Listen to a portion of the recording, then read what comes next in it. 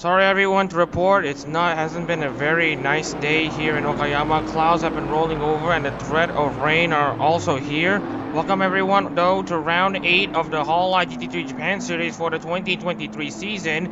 And speaking of round 8, it's a round we should all take note and remember because it's a season finale here in Okayama circuit. And speaking of Okayama, let's take a look into the track map on what we are going to be dealing with today. Apologies if we haven't set the theme here. Anyways, we are looking at the 3.7 kilometers of racetrack, one of the shortest in the calendar. Only 11 corners for each of these drivers to contend with. We're going for 68 laps for not exactly 250 kilometers. Well, yeah, I'm sorry, it is actually 250 kilometers. It's the Okayama 500 finale. And speaking of target lap times, we might be seeing a 129, a high 129, but I don't know if that will be possible given the track conditions at the moment. It's the last of the postseason round, as this round will also decide the postseason champion in addition to the overall champion. Also, we also wanted to mention to you all that it's the final race of the final track of the racing season. We haven't been to Okayama since last November last year. And it's a nice sight to see Okayama return to Hololive GT3 action and later from the Hololive action tomorrow. Speaking of championship contenders, we only have 3 left after a massive barn burner that is the Autopolis 400, where we've seen championship favorites and championship hopefuls retire from the race due to incidents and collisions and or them having 4 races. So we are now left with only 3 championship contenders, which we're about to see right now, actually. Sorry about that. Anyways, here is the overall standing after the round 7 before the finale. We only have 3 championship contenders left. We're looking at Callum Gibbons first, leading the standings after he finished 4th. Should have come home with a win and really extended his championship lead to make it nearly unassailable for everyone else. But here he is. Here's Callum Gibbons with 1487 points, which is not far behind, 106 points back. Richie Rod only 193 points back. Unfortunately for Daniel Barger, with his run, it won't be enough for him to remain in title contention as he's officially eliminated, as well as the Moshnev, Mama Cashew representing Yuzuru. Well, while Daniel Barger has had a good start to the season, Cashew just wasn't able to deliver at the moment. And looking into the rest of the field, we have seen drivers who have had very good starts, but then fell off in the middle. And now coming into the end, we might be seeing a few surprises after all. Anyways, as for the postseason championship, it looks to be a bit different. Richie Rod leads Shazrin Reza and Callum Gibbons by quite the margin. Rod leads Shazrin by over 156 points, leads Callum Gibbons by 288 points, and surprisingly, Daniel Barger is still within title contention in the postseason championship, at least with him being about 348 points behind. And as for everyone else, we have seen guys who have absolutely performed in the postseason compared to the regular season. What do you mean by that they actually performed in the second half of the season compared to the first half. But whatever the case is, we have seen drivers come and go, and we have seen a lot of racing action, a lot of drama, a lot of controversy. But whatever the case is, it all comes down to Okayama. And what is it at stake at the moment? Let's take a look into the trophies. We have changed the trophies a bit to distinguish between the overall and postseason champions. These are what the drivers want to be crowned Hololive GT3 champions. Where they want their names to be engraved on these trophies, the overall champion trophy and the postseason champion trophy. Some of these are favorites to do both, while others are going to try their best to grab at least one. So anyways, let's go on board to the qualifying session here. I'm Mama Shazin Reza in the commentary booth, and to see this qualifying session finally get underway is something that we need to pay attention to. And of course, alongside me is Kaminari Riba in the commentary booth. So Riba, first of all, ciao. It's a nice day, although it's not really the best of days with clouds looming over. What are your thoughts coming into this qualifying session?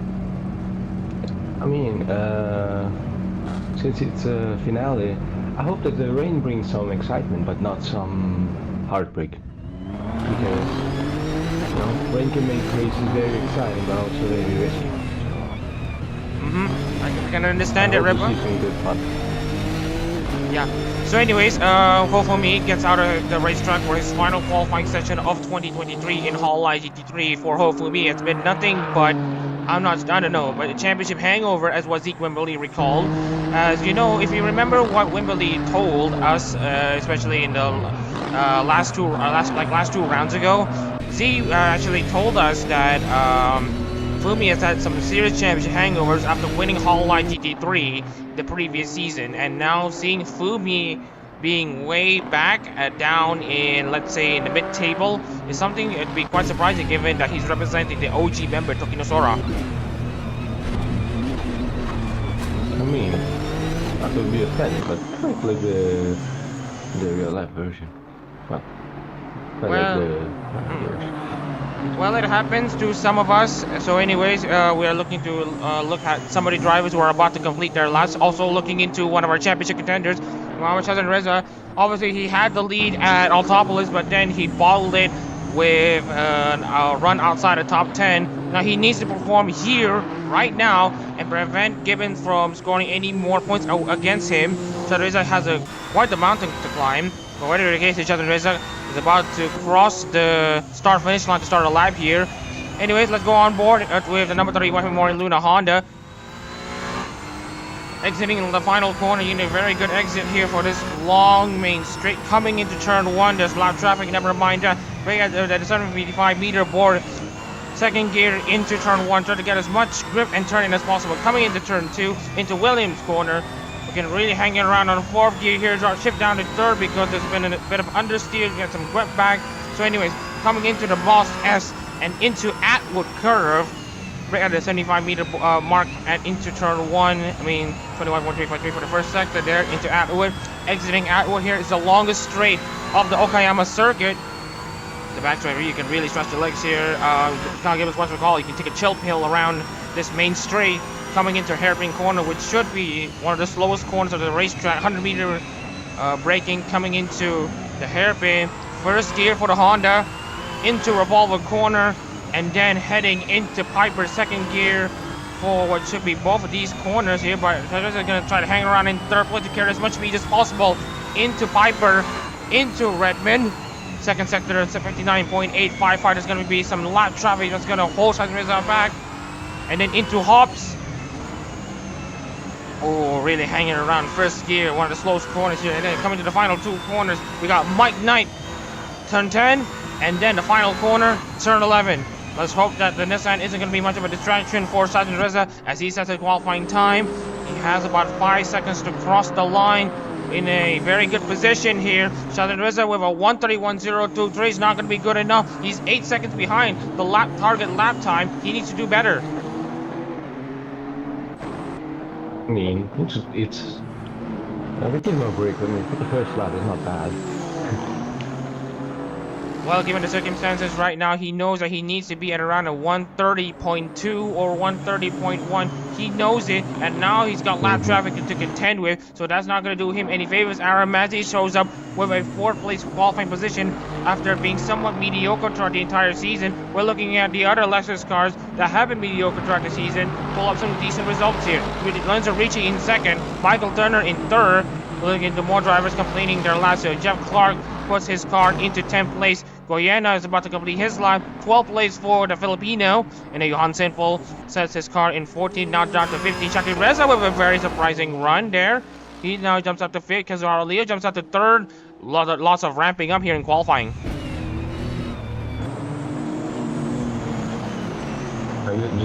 Oh! We have Muhammad Cashew rolling over the final corner. He basically hopped on the curves way too aggressively. You can see here, those are very tall curves. And remember, tall curves don't translate well to the Lexus cars. And that's Muhammad Cashew out of qualifying. That's what has been happening all the way around, like last season, last race. But damn, I didn't expect to get this in qualifying. It just started. I mean, I was about to commentate. I was about to say about all the traffic that was building up. And then this happened.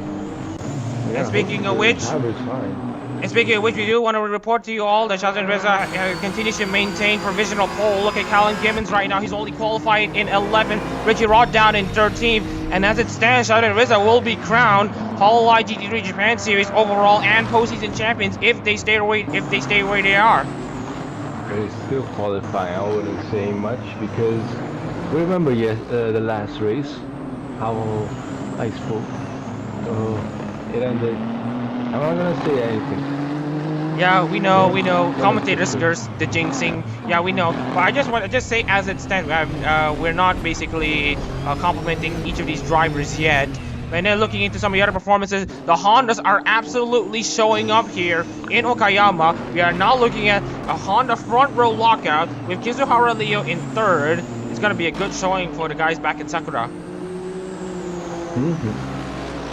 Oh, and we have another guy off. They got 3 cars off. Looks like they made contact at Might Knight corner, and it looks like some of the drivers that want to enter the pit lane. There was a bit of a miscommunication, and we got 2 drivers in the gravel track at the exit of Might Knight, with Daniel Barra suffering some good amounts of damage. Just want to remind you all, Shape is below the top 26, and Fumi, meanwhile, gets his car into an improved position. He now jumps up to 7th. Takaboshi jumps up to 20th. I just want to remind you of what happened at Might Knight there. There was a bit of contact between some of these drivers in qualifying. We got Olgor, we got Sean Pauly, and we got Daniel Barger. Of course, Daniel Barger needs to win this race to absolutely have a chance of securing the postseason title. But as it stands, with Sheldon Reza on provisional pole, that's not going to happen.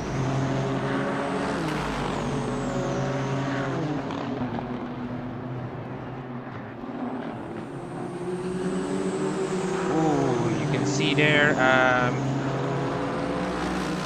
Okay, just wanted to check the situation here at the moment. It's all good in terms of the streaming side, at least on the Discord streaming side. Hopefully, Riba, you're able to check up on what's happening. So anyways, we have the remaining drivers in who have obviously set some times. We got Goyena actually improving in 25th. Olgor's just staying on that at the exit of Might Knight. Just couldn't get that car restarted. Yeah, we know. But okay, Olgo has finally teleported back into the pits. So anyways, we're just going to give you a rundown on the contenders at the moment. We have Ricci in 4th place, Lyle in 6th, Fumi 7th, Shakib Reza with a surprising run inside the top 10 in 9th, and Nakamura also inside the top 10. It seems as if one of the championship contenders cannot keep up. Gibbon, he's in 12th place. And what was it? Was it Rod? Yeah, Richie Rod. So yeah, just wanted to remind everyone once again, Gibbons and Rod are outside the top 10. Sheldon Reza is in provisional pole. Sheldon Reza obviously currently in the best position possible to try to snag his first Hololive GT3 Japan Series title, as well as the postseason title. He can try to sweep at least the postseason double while all this is happening. We've seen Callum Gibbons win the Split A and overall Split Championship in emphatic fashion. We've seen Vladislav Domashnev win the Split B Championship earlier this year as well. Now we could be seeing some crazy new faces lifting the silverware. We really can. So anyways, looking into the rest of the field, Kaczynski and Gibbons make up row 6 at the moment, with Rod and Riba making up row 7. Actually, we're really just hanging around in 15th and 16th. You can see here Gibbons really trying to get his way out of traffic. If Gibbons wants to salvage anything from this qualifying session, he needs to get out of this traffic and try again. Because right now Gibbons is not going to be improving on his lap time. If he's going to stay like this, he's dropping down, he's losing pace, he's not continuing to do very well in this first stint. He needs to pit. Oh wow. Yeah, because it went 2 seconds slower there because of traffic. And it's not looking bright for Gibbons and Rod at this point. Looking into the current situations here, we're looking back into the records, and now we're looking at Takaboshi actually improving her lap time. She now puts her car in 9th place. It's a nice sight to see if you're an elf friend. Just wanted to check back on other situations here. We got Daniel Barger after his crash in earlier in qualifying. He manages to bring that Swiss Nissan back. Wow, what a two-faced Nissan that is right now. Left side looks pretty clean, the right side looks I can't put it to words. I could have catched it. So anyways, we're looking into Daniel Barger actually being a very good contender for at least top 10 or top 5 if there is no lap traffic there's no traffic to deal with. And speaking of records here, Sheldon Reza actually has scored a pole position actually twice in the season. He's going to try to make it his third after he secured pole positions at Fuji and Suzuka, where he scored poles in an emphatic fashion on tracks where Lexus cars have been considered favorites, especially at Suzuka, where there's a lot of high-speed corners. Trying to check on the rest of the field here. Ricci is now under pressure from Antanarao during this final 3 minutes of this final qualifying session of Hololive GT3 in 2023. Let's see how it goes.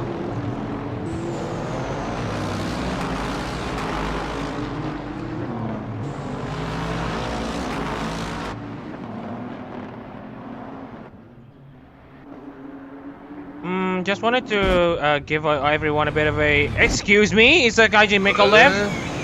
Yeah, it's a bit of a surprise there with Gaijin Mikolev actually surprising everyone here. He jumps up into second, bumps Salaman down to third. It's now going to be an all Honda first 2 rows with Gaijin Mikolev actually providing us with a good amount of pace. You can see here Mikolev continues to be an elite driver representing Sakura Miko. Just look at the gap between himself and Shazrin Reza. It's only 7 thousandths of a second. Mikolev, of course, is out of title contention in both championships, but he has won the Autopolis 400 previously.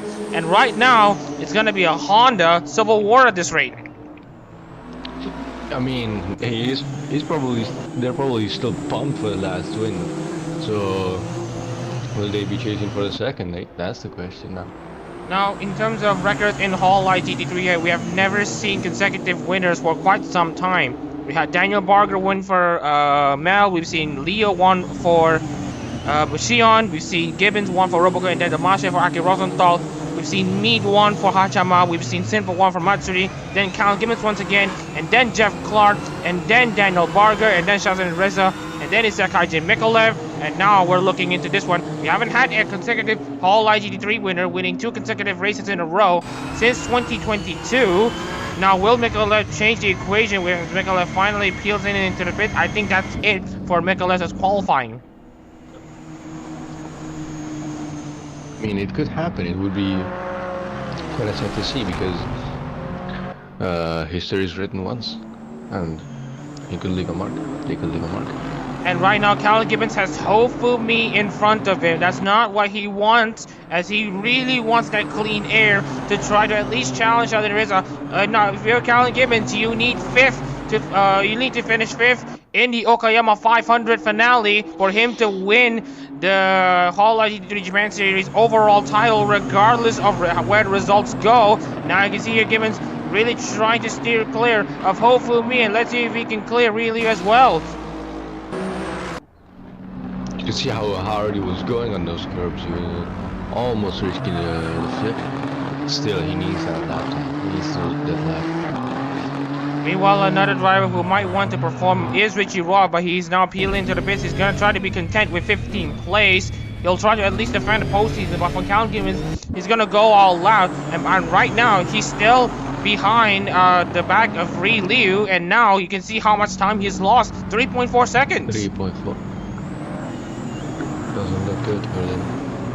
Now Gibbons really needs to clear this Sakamoto Koi number 96 Honda as soon as possible if Gibbons wants to have any shot of putting that Roboco Lexus inside the top 10. And right now Gibbons is going to try to throw this Lexus around and try to really give it all for the high-spec robot. Cal Gibbons has one more try in this qualifying session to try to set a good lap time inside the top 10 to try to challenge his way into the Hololive GT3 Japan Series overall title.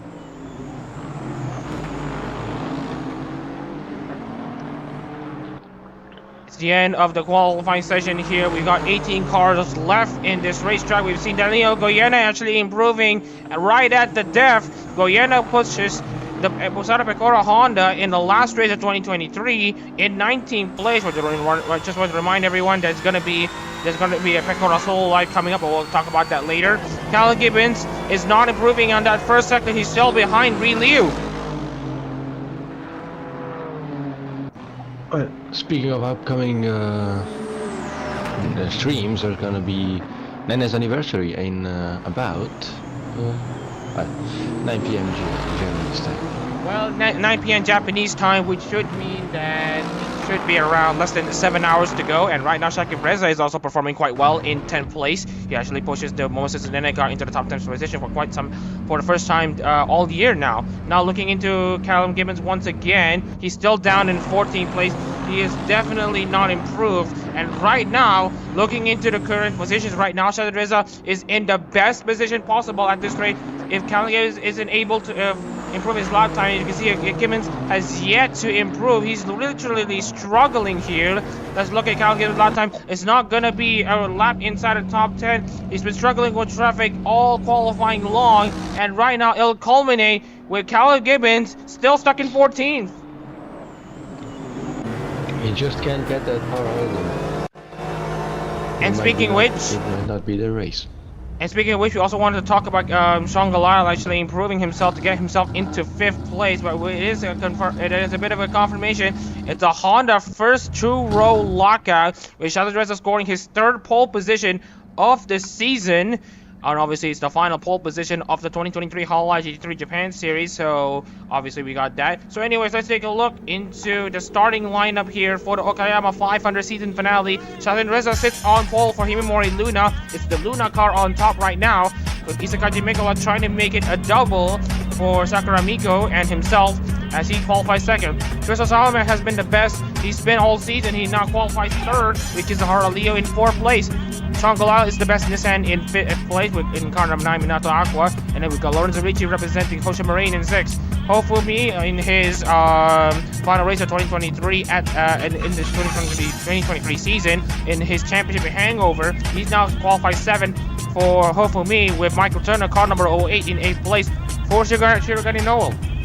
And there we have Keiko Takaboshi in 9th place, and Muhammad Shakib Reza, as you mentioned, Nenichi's 3rd anniversary live concert is about to take place in less than 7 hours. Shakib Reza is doing his best to put the Nenichi car in good positions. He now qualifies 10th. Nakamura qualifies 11th for Akai Hato alongside Raji Kaczynski for Ishoko in 12th. Daniel Bogart starts 13th for Hoshimachi Suisei. Mikhail Gibbons, the championship leader in the overall standing, he now starts 14th. Miyuki starts 15th for Kanata alongside Jeff Clark, 16th for Nakiri Ayame, which Ross starts 17th for Shirokami Fubuki, leading the postseason. He'll need to do a bit of drive to at least defend the postseason championship. Riba in 18th place qualifies 18th for Polka. Grant 19th for Yukana Lamy alongside Mazzi in 20th. We got Zeke Wimbley and Danilo Goyena making up the 11th row, representing Mio and Pecor respectively. Damasha starts 23rd alongside Dan Evans in 24th. Then we also got Ri Liu and Altisser and Chenarao in the 13th row. Row 14 is comprised of Jeff Rohan and Maverick Duciem alongside each other, with Rim Olga and Takeda Adachi making up row 15. Row 16 is Johan Sinfo and Fabio Mendes alongside Ed Sky and Sean Pauly. Momokazu wasn't able to set a lap time after his crazy crash in the middle of qualifying. He will start last place, and let's ignore the safety car there. So anyways, Ripa, once we are about to get this race underway, I want to hear your thoughts coming into basically the final race of the season. I mean, I don't know much about the points, even though you just showed them. I'm not that good of math, but I mean, for me, it's the best wins, and I hope everybody has fun, and it gets interesting, like, you know. Okay, yeah. Nice race. Anyways, the final race of the season is about to loom. 35 cars line up here in Okayama for the Okayama Finale 500. As we mentioned, Shakib Reza sits on pole position alongside Crystal Salomon, alongside Isakaji Mikolev in 2nd place. We got Salomon and Kizuhara Leo making up the 2nd row here, making it a Team Honda first 4 positions. And now, the moment we've all been waiting for here is the start of the final race of the season. The Okayama 500 is about to get underway. And now you can see Shakib Reza gets his Himemori Luna car underway. We're finally underway here in this final race of the season, and now you can see here Mikolev really trying to pile up pressure on Shakib Reza here, and now you can see here both of them going side by side. We're gonna go on the camera here to see if there's gonna be any more contact further back. But now we're seeing Isakaji Mikolev actually trading blows with Reza at the start. No collision this time by at the start at around the first corner on lap 1. And right now we're looking at Salman dropping down to 4th place. Turner and Richie basically beat Goliath down to turn 1. And now Goliath dropped down to 7th place. And right now we're looking into some crazy and frantic battles here as Reza leads Mikolai by over a second now. Leo drops down to 3rd alongside Salman in 4th. Turner is going to try to catch up. Richie 6th. Fumi and Goliath trade blows. Fumi's now up to 7th. Goliath dropped in 8th. Kaczynski in 9th. And Takaboshi rounds out the top 10 as you can see. With Callum Gibbons now up to 12th place. Chakareza has dropped down to 11th place.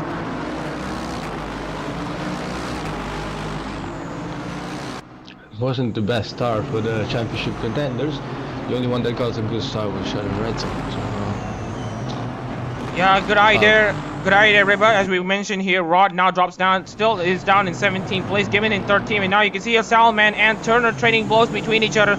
It's the ASCII Honda versus the Shuragan and Noel Lexus here. Now you can see Michael Turner trying to dive bomb down the inside. It's going to be pretty dangerous if you're not careful. And now you can see here Riba now trying to defend 16th place from Richie Rod. He's just trying to defend as much as he can. He's going to try to fight for some bit of glory. So anyways, we are looking at Chucky Reza actually trying to defend, actually managed to make a pass against Takaboshi, and now Takaboshi is about to be under pressure from Jeff Clark. Cal Gibbs is actually not far behind. Daniel Barker is going to try to attack Nakamura, and now you can see here drivers going side by side here, especially between Takaboshi and Clark. Clark trying to go around the inside of turn 2, and now you can see here there's nearly contact, but let's see if Clark can have a very good exit, but no, he's going to be under pressure for Cal Gibbons.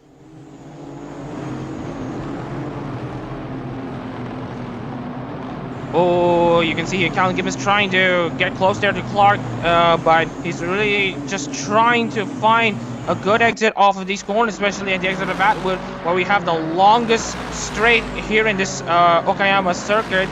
And now, then you want to look into the current championship order here at the moment. Shadow Reza will be overtaking both Rod and Gibbons at this rate if positions stay where they are. Mazzi has overtaken Goyana for 19th place and now, but not before Goyana tries to fight back. And you can see here a lot of feisty battles here, left, right, and center here in Okayama. You can see here Mazzi trying to hang it around the outside, but will it be enough? I wonder. I don't think so. And now you can see here Wimberley is about to hunt Mazzi down for 20th place. The Predator attacks the brake, but Wimberley takes too much of the curve, slides. And now we're looking into both of these two drivers, Predator versus Prey, side by side, coming into Mike Knight.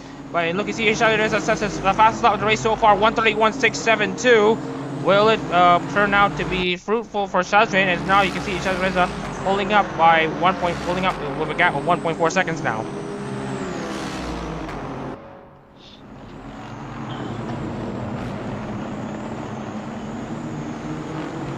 Oh, looking into the back of the rest of the field here, we're looking into some side-by-side battles between Rohan and Cashew there. Cashew's doing very well to make a comeback, starting P35. He's now up into 28th, and now you can see here, he's going to try to clear Rohan, but Rohan with a very good defense there. Defense 28th away, but meanwhile we have Riba and Damasha trying to trade blows between each other. Damasha having the better grip in the corners, has the better exit off of Atwood, but obviously with the better straight line speed with Riba's Nissan, he's going to be able to defend.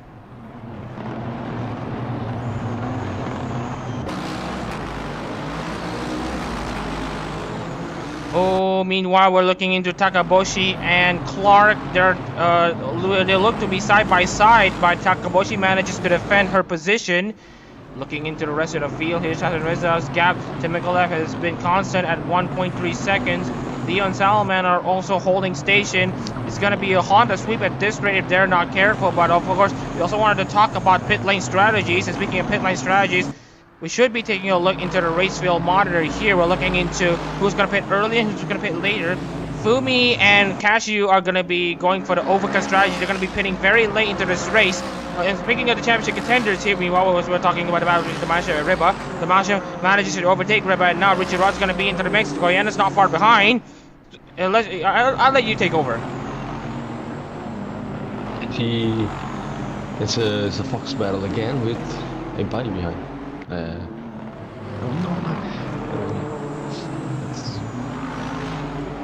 So anyways, manages to overtake Riba. Riba is now gonna have to trail and try to overtake him back. Well, meanwhile, they're under pressure from Guyana as well. So anyways, we're looking into some more battles here. Takaboshi and Clark just went side by side at the exit of Atwood here. Clark is going to try to defend his position there, but obviously with the straight line speed of that Nissan, it's going to be pretty difficult to try to steer clear. Now you can see they're still side by side. Calvin Gibbons is about to be overtaken by Ari Nakamura. He's not been very careful there. The traffic in the middle of things is still haunting Gibbons to this day. He might be able to survive one lap at least here in Okayama in the race. Compared to last year, but right now he's still not in a position to win the championship. Speaking of Gibbons, he's going to be pitting dead center into this race. Shazin Reza is going to pit later than usual. He's going to go for the overcut strategy. That's what will be Shazin Reza. And for Richie Rock, he's going to go for the supreme overcut strategy. He's going to be pitting the latest. Now, if we want to look at the pit lane strategies, Gibbons is expected to pit first, and then Shazin Reza, and then Richie Rock. Speaking of which, Shazin Reza continues to set fastest lap at the fastest lap, 131.642 for the young Malaysian. The Master is just cutting down the field. It was, what, 19? It's now just 16. Well, when you look into in comparison with, let's say, Mohamed Cashew, who started 35th, who is actually now in around, if I'm not mistaken, he's now still in 28th. Just wanted to check. I think we are looking at no retirement so far. Speaking of which, there's a battle between Ri Liu and Johan Sinful here. There's a lot of side-by-side battles further back. We're not going to be forgetting about any battles at the back. Ri Liu has been overtaken by Johan Sinful, but looking into Kachu, who has been one of the best gainers of the field, as you mentioned. He started last and is now up to 28th. We also want to talk about the Masha. He actually started 23rd. He's now up to 16th, so also a good eye. I mean, half good eye. I thought they were in the top 20. No? They were outside the top 20, and they managed to jump to 16. That's more Speaking of which, we are looking into another inter-Lexus battle here between Rim Olgor and Mohamed Cashew there. Cashew is going to try to defend his position also from Johan Sinful, because right now we got Sinful trying to be hard on the heels. You can see they're still side by side coming into Revolver and Piper. And you can see here Olga's trying to hang it around the outside, but it's not going to be enough, I don't think, because Cashew has a pretty decent exit off of Piper to really dive down the inside on Redmond corner. And now you can see here Simple's also going to try to get into the mix. It's a very close battle between the two of them, with a third one behind. So let's hope nothing happens. Let's hope nothing happens. Indeed, you can see here. Oh no! As you said, that Rim Olgor hits the curves as aggressively as what Cashew did in the qualifying session earlier, and that will be our first retirement of this race. The Okayama 500 finale claims its first victim is going to be Rim Olgor. After the highs of I'm out. After the highs of Autopolis, we've seen with Olgor finishing second. We've seen Olgor being the victims of the high curves here in Okayama, and the Lexus cars' high center of gravity. He's now our first DNFer in this race, as we've seen him roll over in spectacular fashion. But meanwhile, we have 34 drivers left. We have Gibbons and Barger trading blows. We have Gibbons and Nakamura trading blows. Gibbons is not looking to be dropped down to 14 if he's not careful. And now Nakamura has the outside line, I believe. In the inside line, Nakamura has a good way into Redmond here. You can see here by the radar on your bottom right of your screen. But she has hit the curbs a bit awkwardly and has went herself into a quarter spin. And now you can see here Nakamura still trying to defend her position with all her might. You can see here Gibbons gets really close there, but obviously with Barger not trying to really defend against the Mashnev here on the inside here, but now we see the Barger losing 2 positions here. Now you can see Ribba's also going to try to get into the mix. Barger's had a pretty catastrophic 2 corners, especially at Machina and the final corner. And now it's going to be 3 positions lost at this rate, because Ribba is going to be in the hunt. Ribba's gonna go toe-to-toe with his old boss. So anyways, he gets the move down. Seems no, they're still trading blows, and Ribba falls back. And right now, that's not gonna be it though. Look at Wimberley down the inside of Guyana. Oh, they've hit the curb pretty aggressively, especially for Wimberley here, and that put his car into a half spin, but manages to keep the car in a straight line. Meanwhile, Aaron Mazzi also trying to be in the hunt for that top 20 positions. While looking into Salman, he has been pretty close here to Leo into the battle for the top 3. Salman, of course, has been an amazing breakout this season. Obviously, we have mentioned this multiple times over.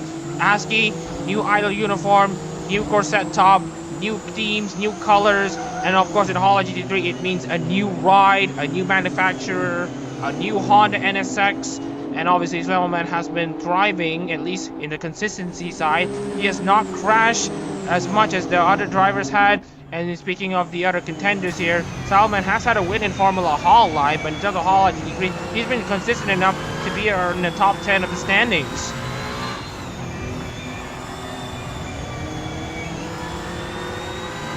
Anyways, Jeff Clark gets very close to Shakib Reza. Shakib Reza is going to try to defend his top 10 position here. Now you can see Clark gets very, very close. But I don't think it will be close enough here. Now looking into the current situation here, we can see here Clark having a very good exit off of Williams' corner and then coming into the Moss S. You can see Clark trying to really be aggressive on the curves, trying to go flat out there, and then coming into it with just a dab on the brakes. And then Clark really trying to get that good exit. He has a really decent exit, but I don't think it's going to be enough due to the Nissan's straight line speed. Marshall's just chilling there, enjoying the race.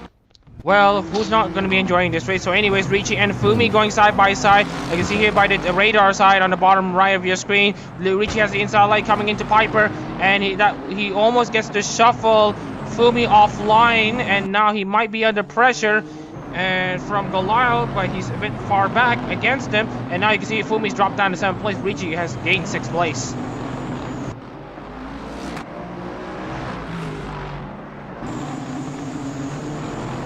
Nikolaev has gained 0.3 of a second there against Shazran Reza. The gap's now dropped down to 0.8 second.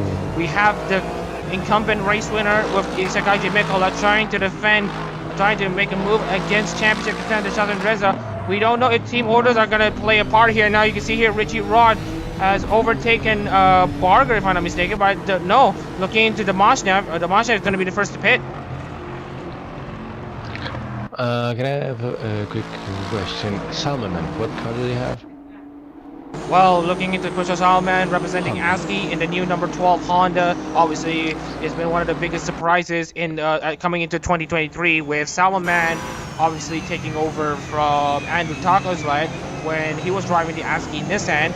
Now, we did mention about ASCII swapping idle outfit tops, especially in the Origin uniform side, where ASCII is now currently using a corset top. This means that Salman now uses a pink and black number 12 ASCII Honda. So obviously, as we mentioned, he's been very consistent in the track. He's been showing that he's been the guy that can bring the car home in a very good position here. And now you can see here Salman's doing the job quite well. I wanted to just point out how dominant the Hondas are in this race. So I think we would call it a day for now, because it doesn't seem like Gibbons and Rod have enough to catch up with Reza. Well, it's unfortunate for them because they've been involved in traffic, as you may have seen in qualifying. But for Rod, who has had some clean air, he hasn't been able to really deliver when it mattered, because right now, if you look at Gibbons, he's been stuck in traffic all session long here, from qualifying to the races. He's still been stuck in traffic, and now Gibbons is going to try to clear Nakamura. Gibbons is going to be up in 13th place, and right now, as it stands, Shazran Reza will still be Hololive GT3 Japan Series champion. Gibbons needs 5th or better if Shazran Reza wins for him to steal the title away.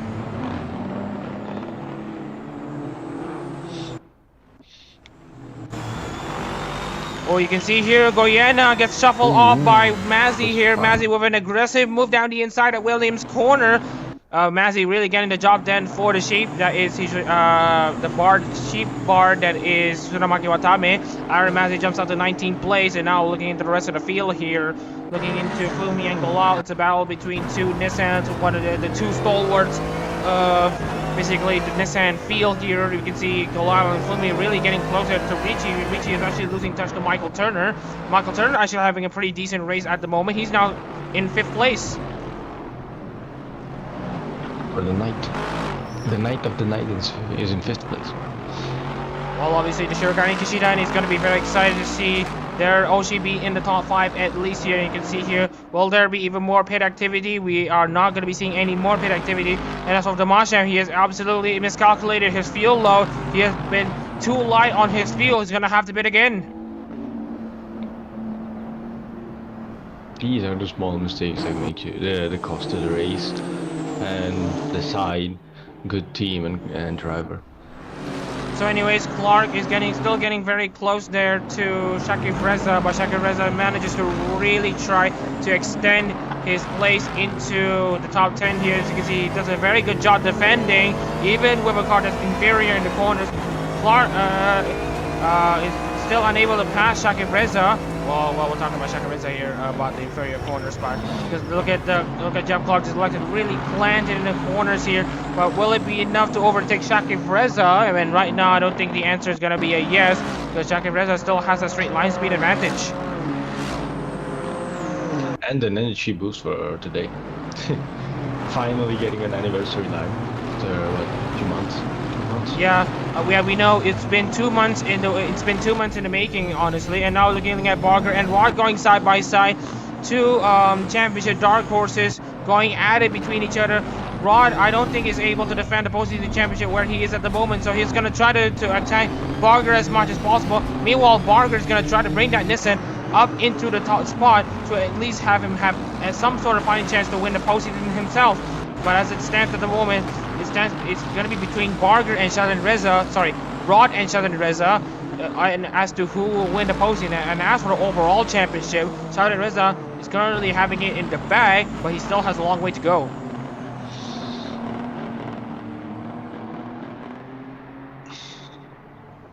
Just looking back into the championship permutations here, Gibbons currently in 13th place. Gibbons will end up with 1,631 points, with Sheldon Reza at 1,781 if this continues. And with Rod down in 16th, he's not going to be able to be in any contention of basically stealing the overall title. So it's still a massive, basically a crapshoot between Gibbons and Sheldon Reza for what should be the overall title for the 2023 Hololive GT3 Japan Series. There's also been a bit of back and forth between Wimberley, Mazzy and Goyena, a three-way fight for 18th place. And it seems like Mazzy is catching up to Wimberley again, and Goyena is catching up to Mazzy. But here's a question, will Goyena make a move down the inside? He gets pretty close. He's gonna actually commit to a move down the inside. As you mentioned here, Goyena using the slipstream and the Honda slight straight line speed advantage to his advantage. And now you can see they're still side by side coming into Revolver and Piper. Goyena has the outside with Mazzy on the inside, but Mazzy has the better exit there as he doesn't have to straddle the curb.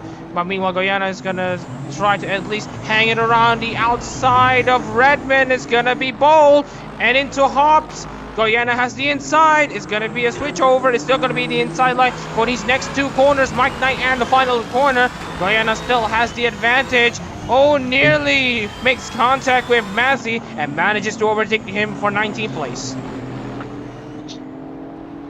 But this goes to prove how dominant the Hondas are around this track. They're so strong. The top four have a 13-second gap to the fifth driver, which is a Lexus, right? Yes, Michael Turner currently representing Shirogane Knoll in that number 08 Lexus, 13 seconds behind Christian Solomon. Now you can see Gibbons and Takaboshi train goes between each other. Gibbons is gonna be trying his absolute best to get himself into fifth place. He's got a good race car at the moment. He's got good race pace and he doesn't want to waste it by still being stuck in traffic. And now you can see here, you can see Takaboshi really sliding off, hitting the curb on the inside, and that would mean that Gibbons will be able to steal 12th place away. And now his next target is Jeff Clark and Shaki Freza, but I doubt Clark is going to be moving over for Gibbons, because I don't know if team orders is actually a thing here in Hololive GT3 at the moment, given how we've been seeing a lot of civil war lately. I mean, there is probably, but someone's interference. Maybe Hachama, playing Hachama as their own BM background music for cooking streams. in loop. So you know. So anyways, Cassius's great climb continues. He's now up into 25th place, trying to make a move done on Miyuki. Obviously, Cassius would have been a top 10 contender had he not had his crazy contact and basically his crazy rollover at the final corner in qualifying. Now Miyuki now jumps down to 26th. Cassius now up to 25th. This officially means that Cassius have now gained 10 positions from his starting spot. And looking into Vlas and Damasha, he's going to be losing a few more positions. I believe he has made his second pit stop already. And to say that he flipped in qualifying, that was a harsh flip, that was a harsh crash, and he's already delivering though. I mean, kudos to Cassius. So anyways, looking back into the leaders here at the moment, Mikolaev has caught up to Shazin Reza. The gap's now dropped down to 0.6 seconds. Leo's not far behind. The gap's dropped down to 0.5 seconds between Mikolaev and Leo. The battle for the top 3 spot here is going to be an exclusively Honda affair. You can see Shazin Reza really trying to stay in first place for all he can. We don't know again if team orders are here for Team Honda, but meanwhile we have Gibbons and Clark battling side by side. Gibbons have made a move against Jeff Clark at Revolver and Piper, but I think it started way back at the hairpin corner, but now you can see here Jeff Clark's going to try to fight back. Clark's going to try to have a very good exit there. Will Clark think of a move down the inside? The answer is going to be no. Gibbons manages getting up into 11th. He needs basically 6 spots for him to win the Hololive GT3 Japan Series title.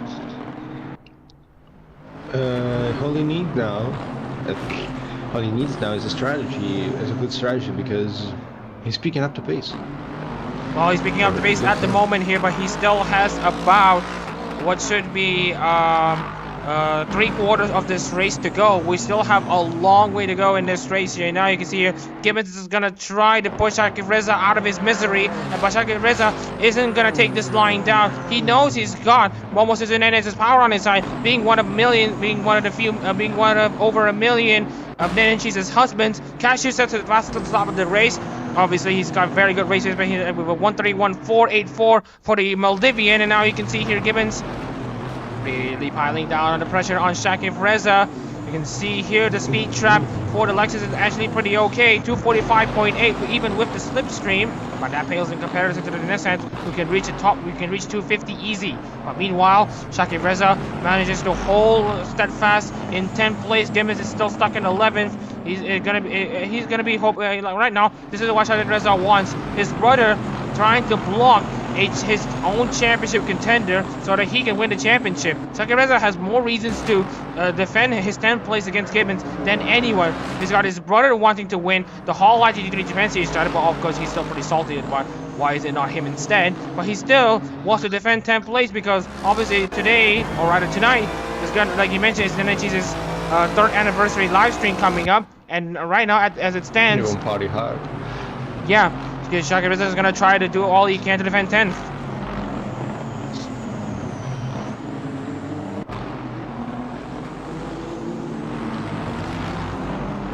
Just to sprinkle in some extra in the canvas for the stream, there's gonna be Nepolabo and there's okay, I'm gonna be reporting on who's gonna be entering in today's live. So we're looking at guest entrance here. We're also gonna be seeing Pecora, we're gonna be seeing Shirogane Knoll, we're gonna be seeing Kanata as well, and also Toa. And also, we also want to mention that there is also going to be appearances from Koyori and also Sarasvana. Remember, Sarasvana is also going to participate in this 3rd anniversary live for Mimosas and Nene. So it's going to be a massive stream here with 10 guests announced. It's going to be chaotic to say the least. I mean, it's a stream, of course it's going to be chaotic. And looking into the rest of the contest here, you can see Salman finally getting into the mix. Shalin's race pace has dropped down considerably here, but obviously the Hondas still have 16 seconds of a gap against Michael Turner, but Turner sets his personal best lap time here. Looking into the rest of the field, let's take a look into the gaps between the leader. The pit stop delta for usually these GT3 cars are usually 40 seconds, and right now Gibbons is only 28 seconds 28 seconds behind. And obviously, if Gibbons aces the strategy very well, this would mean that Gibbons should at least try to beat Michael Turner. And Michael Turner is currently in 5th place, and right now it's nothing but Nissans and Lexus cars. And while the Lexus cars will not be too much of a problem, the Nissans will be, because they are not basically his teammates. And looking into Gibbons' gap between Turner and himself, there's only 10 seconds between. It's a gap. The gap's actually only 10 seconds between Gibbons and the championship. He could get it done with the right strategy, but we gotta see. We gotta wait and see. Looking into the rest of the contest here, we're looking into Shadowin Reza still leading this race from Olgor still at the top diamond, and now we have Vladisar Domashev coming into pit. Looks like it's going to be a pretty long service because he, as we mentioned, he has basically miscalculated his fuel run, and now he's going to be trying to pit until the end of this race. But we just don't know if Domashev is actually going to continue because I don't know, he's been pretty stationary on his car.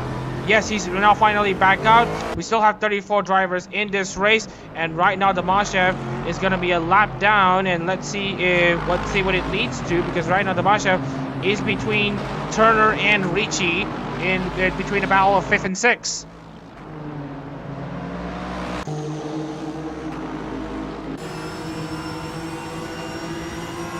Just wanted to remind everyone, Gibbons is going to be slated to pit earlier than Shazin Reza, as Gibbons is fueled much less than Shazin Reza at the moment. He's going to try to make use of the mid-race strategy and not go for the late race strategy.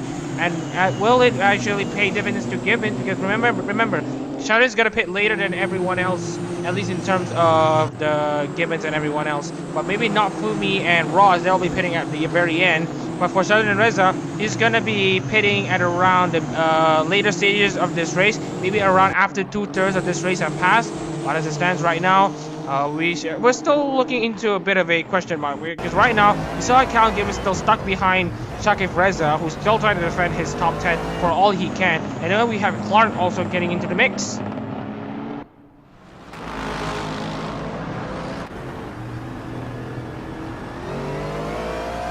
And speaking of which, Goyena and Wimberley also trading blows between each other. Goyena has overtaken Wimberley for 18th place.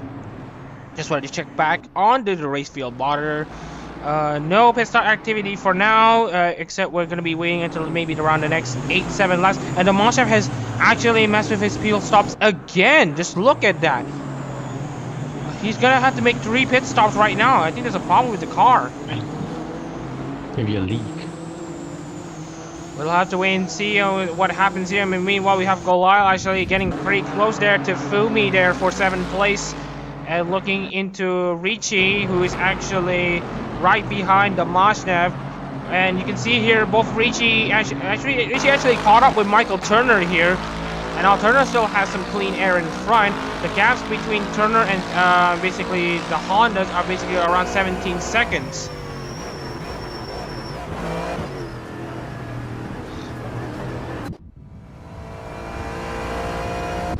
Cal Gibbons still behind by quite a positions here. He still needs, as we mentioned, 6 positions for him to steal the Hololive GT3 Japan Series title away from Shadowin Reza once again. As you can see here, Gibbons is still stuck in 11th place. We also want to mention to you all that pit stop activity isn't going to start until maybe around 7 to 8 laps. So we're going to be taking a look into lap 26 to see our first pit stop activity of the day.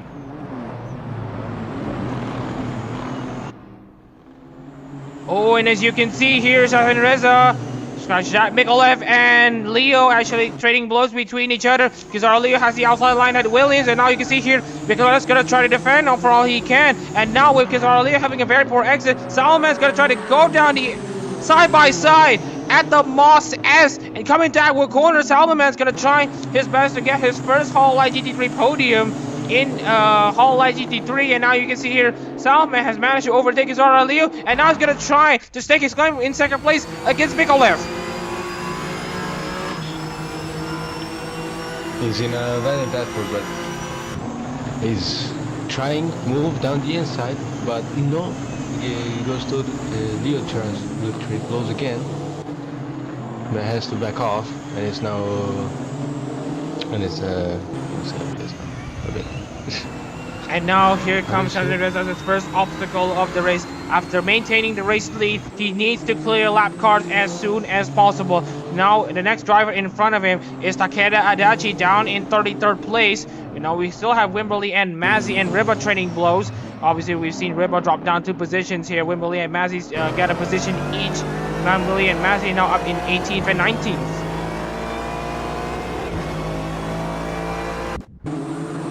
And speaking of which, Shadureza is still struggling to clear the lap car of Adachi, but Shadureza is at least trying to keep himself honest here, but he still has a few more lap cars in front. And now you can see here Gibbons is going to try to make a move against Shakib Reza. He's on the outside of Shakib Reza. Shakib Reza is going to try to defend. They're going to be side by side coming into the final corner. Now you can see here, they nearly make contact between the two and it almost ends in tears for Gibbons. Oh, you can see here Clark has some air time. Has both of his right side wheels hovered in the air, but he manages to continue as he manages to keep the car under control. Gibbons is now in 10th place. He just needs to find her way past Kaczynski next. But it's with a 7-second gap, that's going to be a bit harsh. Speaking of which, we have Fofumi going side by side with what should be Lorenzo Ricci down in currently in 6th place, and now you can see Fumi's gonna try to stretch his legs here to try to make a move against one of Sanchez' representatives. Turner's gonna try to clear the lap car, but the lap car wants to unlap himself. The Master's gonna try to unlap himself against Michael Turner, but it's gonna probably come down to nothing. As you can see here, the Master is absolutely disrupting the field just for the sake of it. And now you can see here, Mikolaev and Shadureza actually trading blows for the race lead. As you can see here, Shadureza gets stuck behind Adachi for too long, and now it's gonna be pandemonium. The Honda Civil War is now finally underway.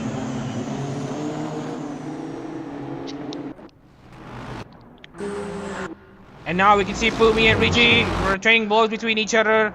And now you can see Fumi trying to overtake Ricci around the outside of both Hobbs and Mike Knight coming into the final corner. And now you can see here Fumi and Ricci trying to both side by side. And now it's going to be Ricci next. Ricci is going to be the next driver. And Fumi gets collected and also collects the other drivers. That is basically Sean Goliath, Raji Kaczynski, and now that will actually help Callum Gibbons somewhat. And now you can see here Gibbons is gonna be having some pretty easy clearances here, and now you can see Fumi has got some serious damage there after what has been a very weird case of another Lexus hopping onto the curbs very aggressively. And now you can see here Fumi's gonna try to at least defend his lost position.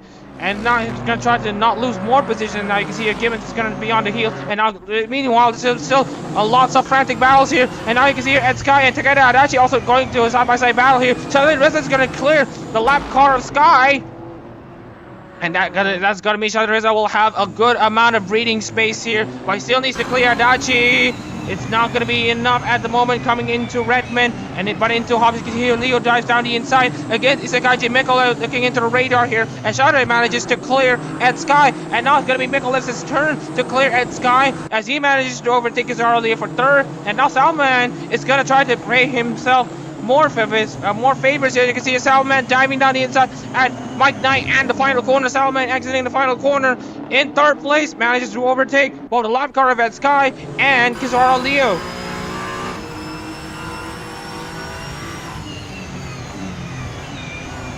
There's just so many battles here in Okayama at the final race of the 2023 Hololive GT3 Japan Series season. The Okayama Finale 500 just keeps on delivering. Meanwhile, Gibbons is still trying to find a way past Fumi. He needs to clear the slow car that is Fumi in front of him as soon as possible if he wants to have any shot of trying to steal the title away from Shazrin.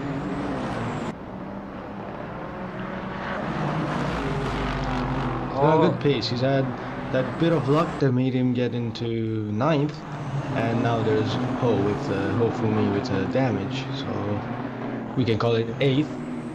And I mean, the race is just turning upside down now. And we're not even halfway. Yes, we're not even halfway as well. Now we're coming into basically the next few. We're coming into the remaining. We're coming into the first third of this race. We're about to pass that stage.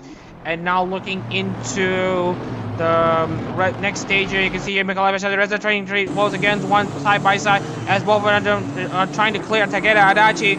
Mikhail is gonna try his best in making his second win of Hololive GT3. Both of them are trying to go for their second wins in Hololive GT3. Shadi Reza is gonna try to push Mikhail off. He knows that he's got a championship he needs to win. Shadi Reza is not gonna give Mikhail any room because he knows he's got a championship he needs to win. And right now with Gibbons trying to steal more positions away, he's not gonna afford to lose this race lead.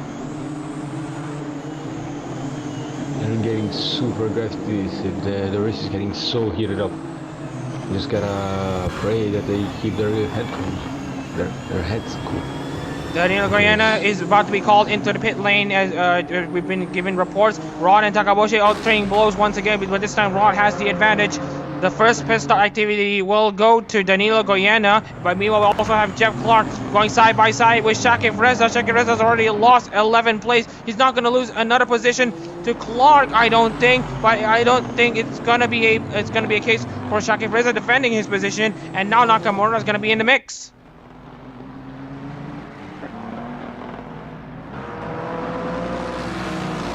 As we mentioned, Danilo Goyana, the first car to come into the pits. Meanwhile, we're looking into some crazy battles here. Shadi Reza is yet to clear Adachi. He's gonna go long, he knows that.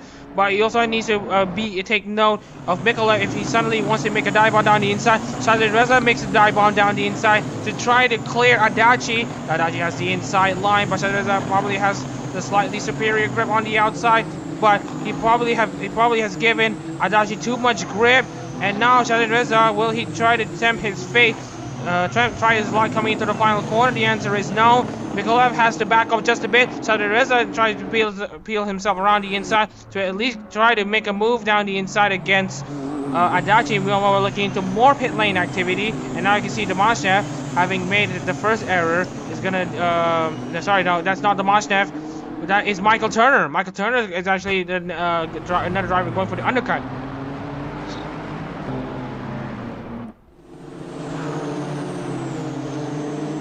The top three. Hopefully it's keeping up even though of the damage.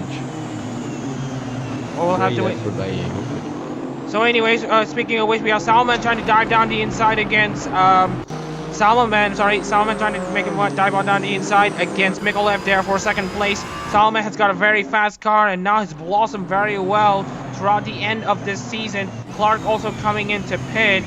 Oh, you can see here. Oh, Salman's about to be under pressure from Ed Sky. Ed Sky is actually going to try to unlap himself against Salman, and I don't think it's going to be in Salman's favor if he gets stuck behind lap traffic again. So he's going to try to pick up the pace against Ishikaji Mikolev. So right now, we're going to be seeing even more pit lane activity. This time we've got Riba and DCM. Half of Nepalabo are finally coming into the pit. So Riba finally gets himself out. Let's see where he exits in. There's also been a battle between Rod and Nakamura, with Rod overtaking Nakamura, and now they're fighting for position. It seems, yes. Takaboshi around the inside. And now looking into Nakamura under pressure from Takaboshi, and now you can see both drivers basically duking it out for positions. You can see here Nakamura pushing Takaboshi off. You can see Nakamura trying to really hang it around the inside of Mike Knight, manages to steal position away. Gibbons now pits as predicted. Let's see if he exits in clean air or traffic. Well, this will be a massive catalyst right now because Shadi Reza is currently stuck in traffic. But Gibbons' aim in today's race is not the win, is the P5 or less if Reza has to concede positions for any reason. As what Riba mentioned, Gibbons needs 5th or better to win the championship, regardless of where Shadi Reza finishes. Even if Shadi Reza wins, 5th will be enough for Callum Gibbons to steal the overall title away. Johan Simple fastest lap of the race, 130.77. We know we will have Riba battling side by side with Dan Evans here. You can see here, obviously Riba has already pitted, and we have Evans yet to pit. But looking into Evans, we might be thinking of a pit stop. I don't think so. And that puts Riba down in 27. Nakamura and Takaboshi trading blows between each other. And now Daniel Barger is going to be in the mix as well. Sean Goliath, an Akushio battle actually managing to really take place. Taking advantage of the whole drivers getting stuck in traffic here. We have Alex Grant also coming into the pits as well. And you can see here, it's an Akushio battle also brewing here. Now you can see Kaczynski still in 5th place, Goliath in 6th. If it's going to be, if there's no Lexus car inside the top 5, that's going to make the Gibbons' job a bit harder. Now you can see here, a bit of a Halloween battle between Leo and Kaczynski. They were still side by side. Oh, you can see Leo coming into the Moss S section. Leo manages to hang around in 4th place. Kaczynski managing to try to at least stay in 5th place, but not before Goliath has anything to say about it.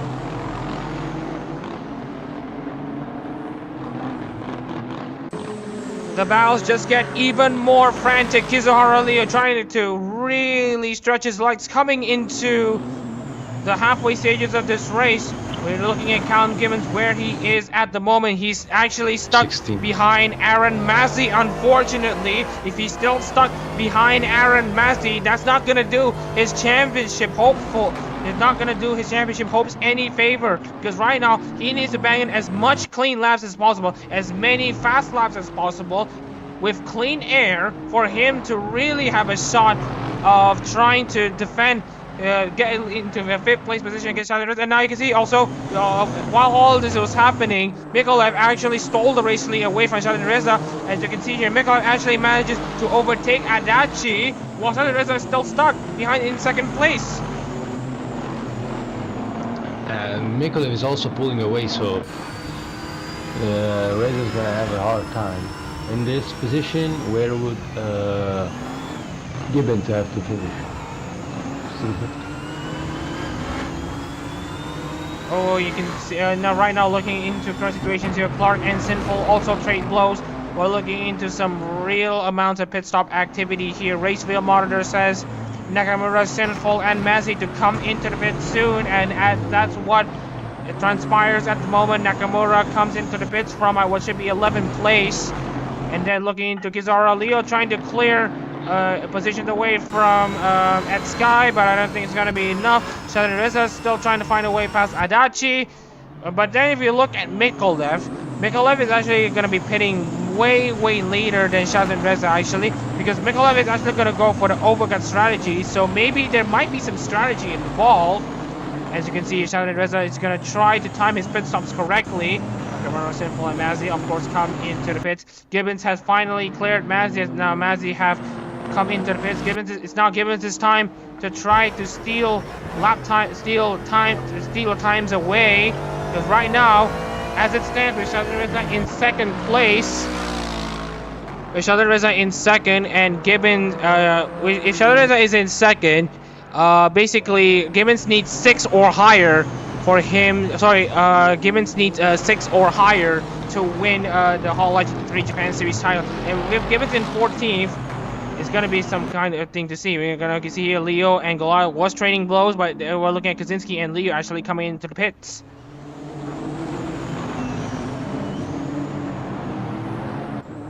Looking into Adachi, he's not going to be pitting until the next 23 laps. Shadowreza isn't going to be pitting until the next 15 laps. So it's going to be an interesting sight to see where they'll go here. And now you can see Goliath and Fumi actually managed to overtake each other. Also, of course, Hofumi having a good amount of damage and of course being slower. Goliath's now up into 4th place.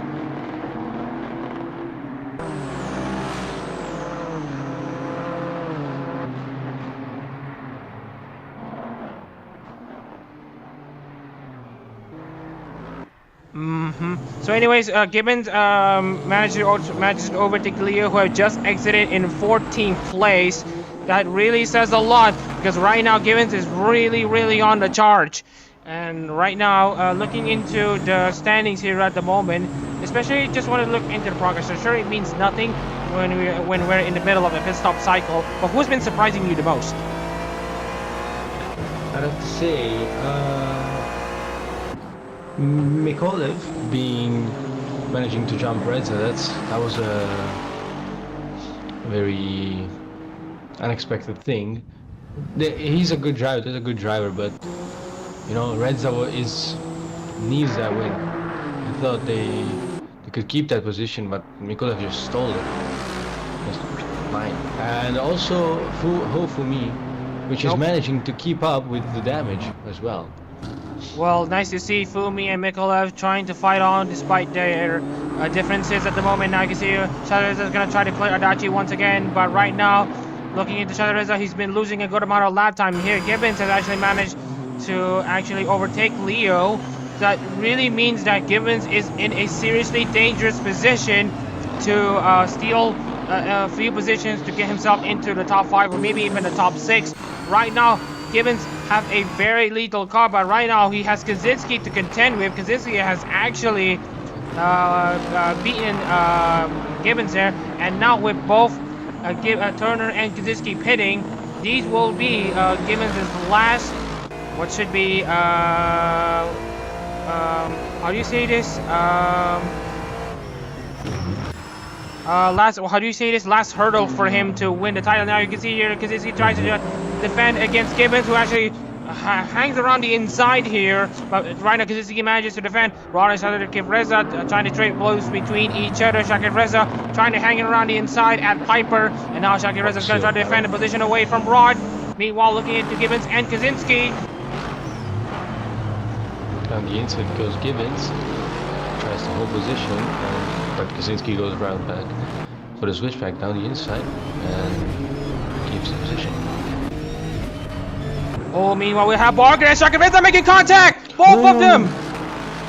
Another twist in this championship battle because one of the drivers wanted to go to the pit lane and Daniel Barger was collected in, and that would mean that Daniel Barger's postseason championship aspirations have now finally come to an end.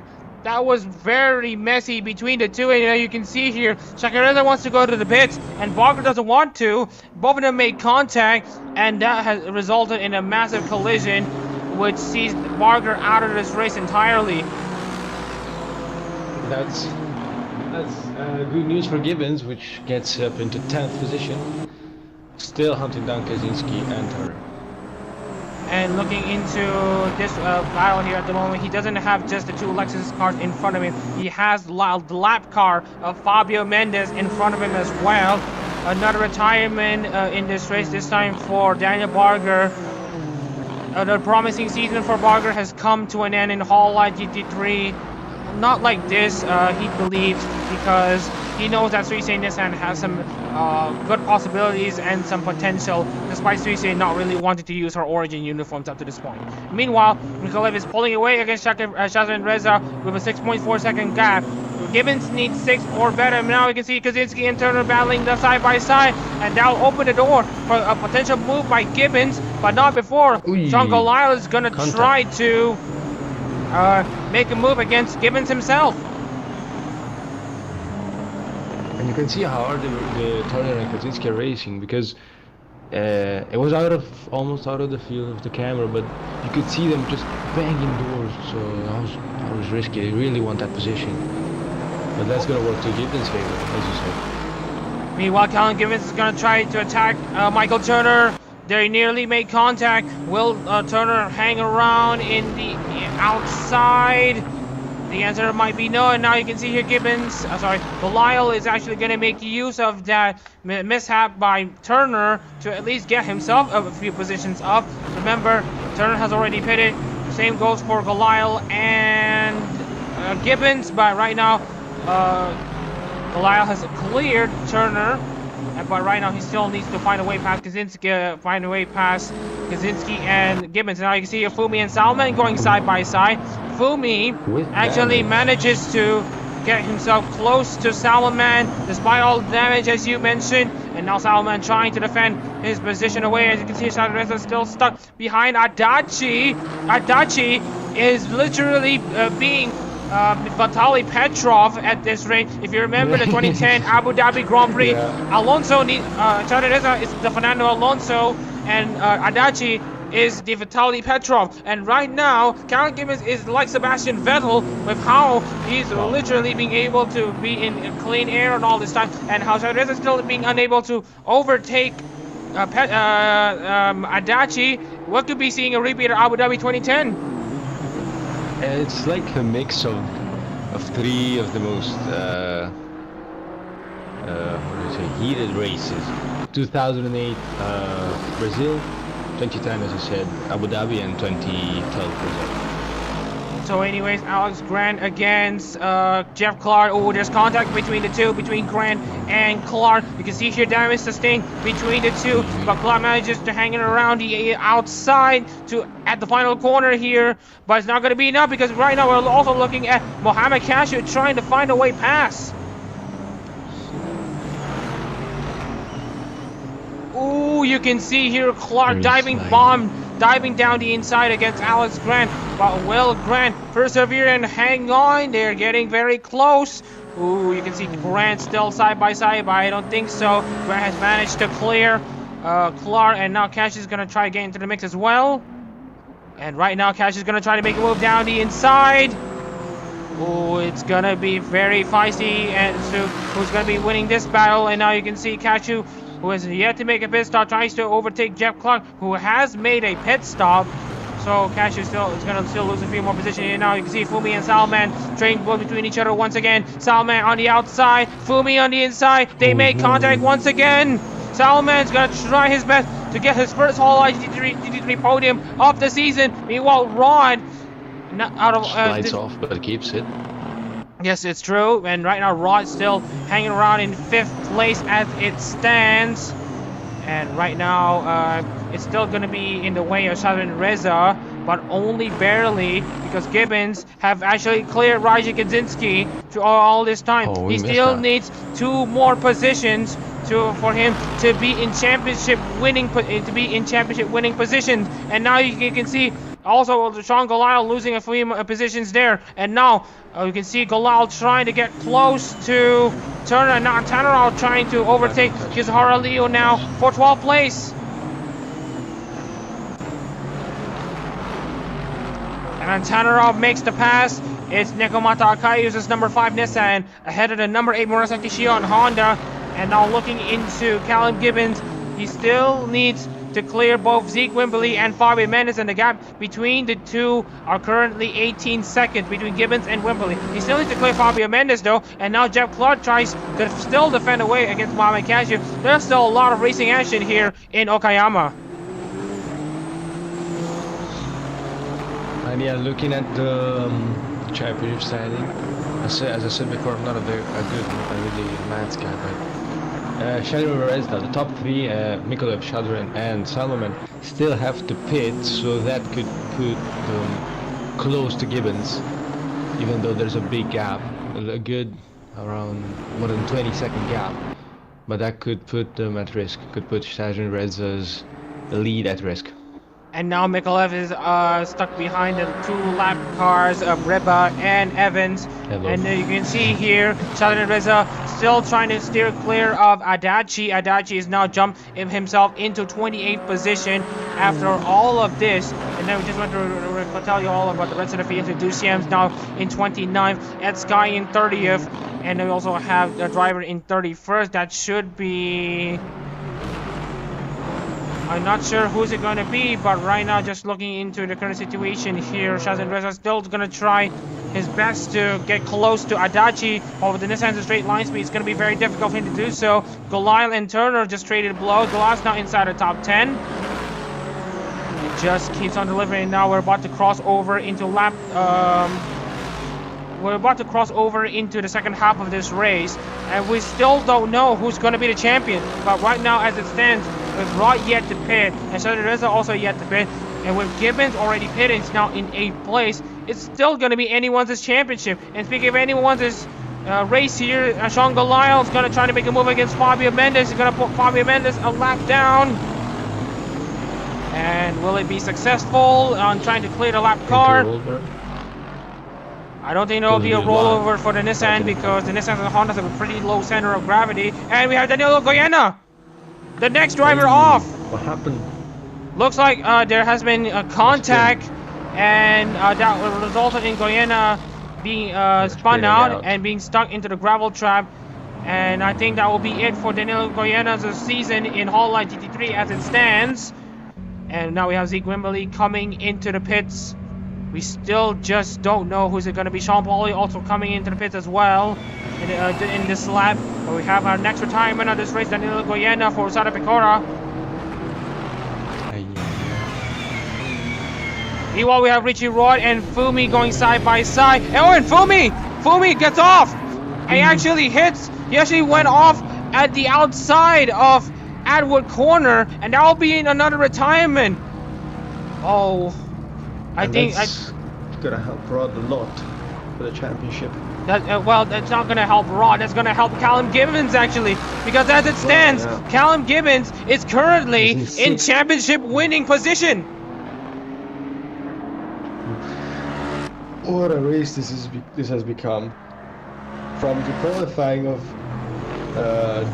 being dominated by the Hondas, and now there's all this chaos happening on the race that's changing everything. Everything has changed in a matter of a few laps. Right now, Callum Gibbons is in position to win the 2023 Hololive GT3 Japan Series. He's gonna be trying his best to redeem himself for what happened last year in Okayama. Shadareza finally comes into the pits, but right now the big question is Callum Gibbons, with the amount of time he has gained against Shadareza during the pit stop cycle, it's gonna be very crucial. Shadareza is still stuck into the pits. Gibbons is gonna steal a lot of positions and the championship prospects away from Shazrin.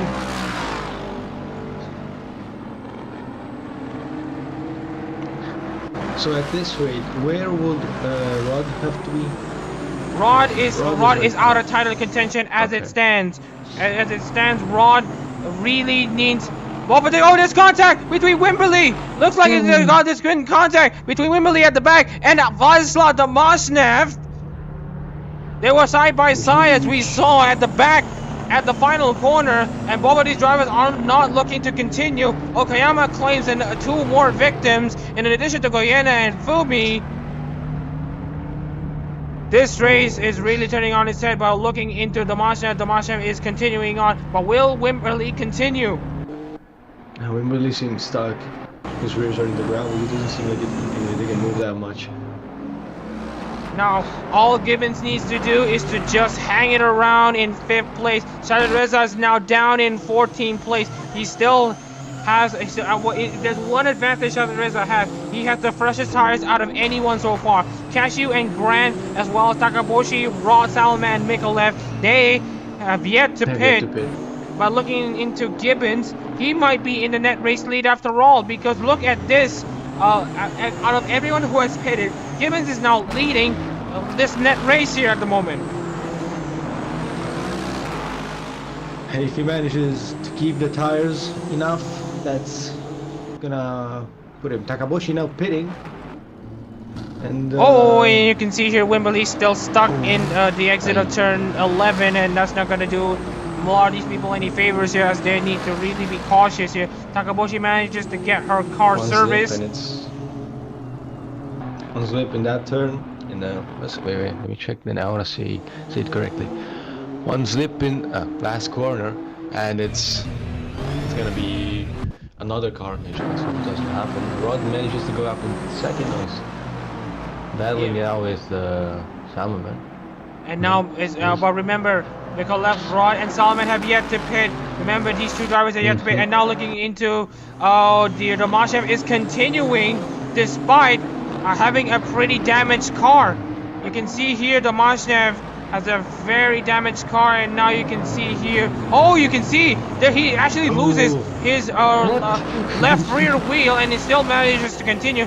You can see here Domashnev is finally flipping and finally puts his Akirovsko car out of misery. And you can see here, but Domashnev is still trying to continue.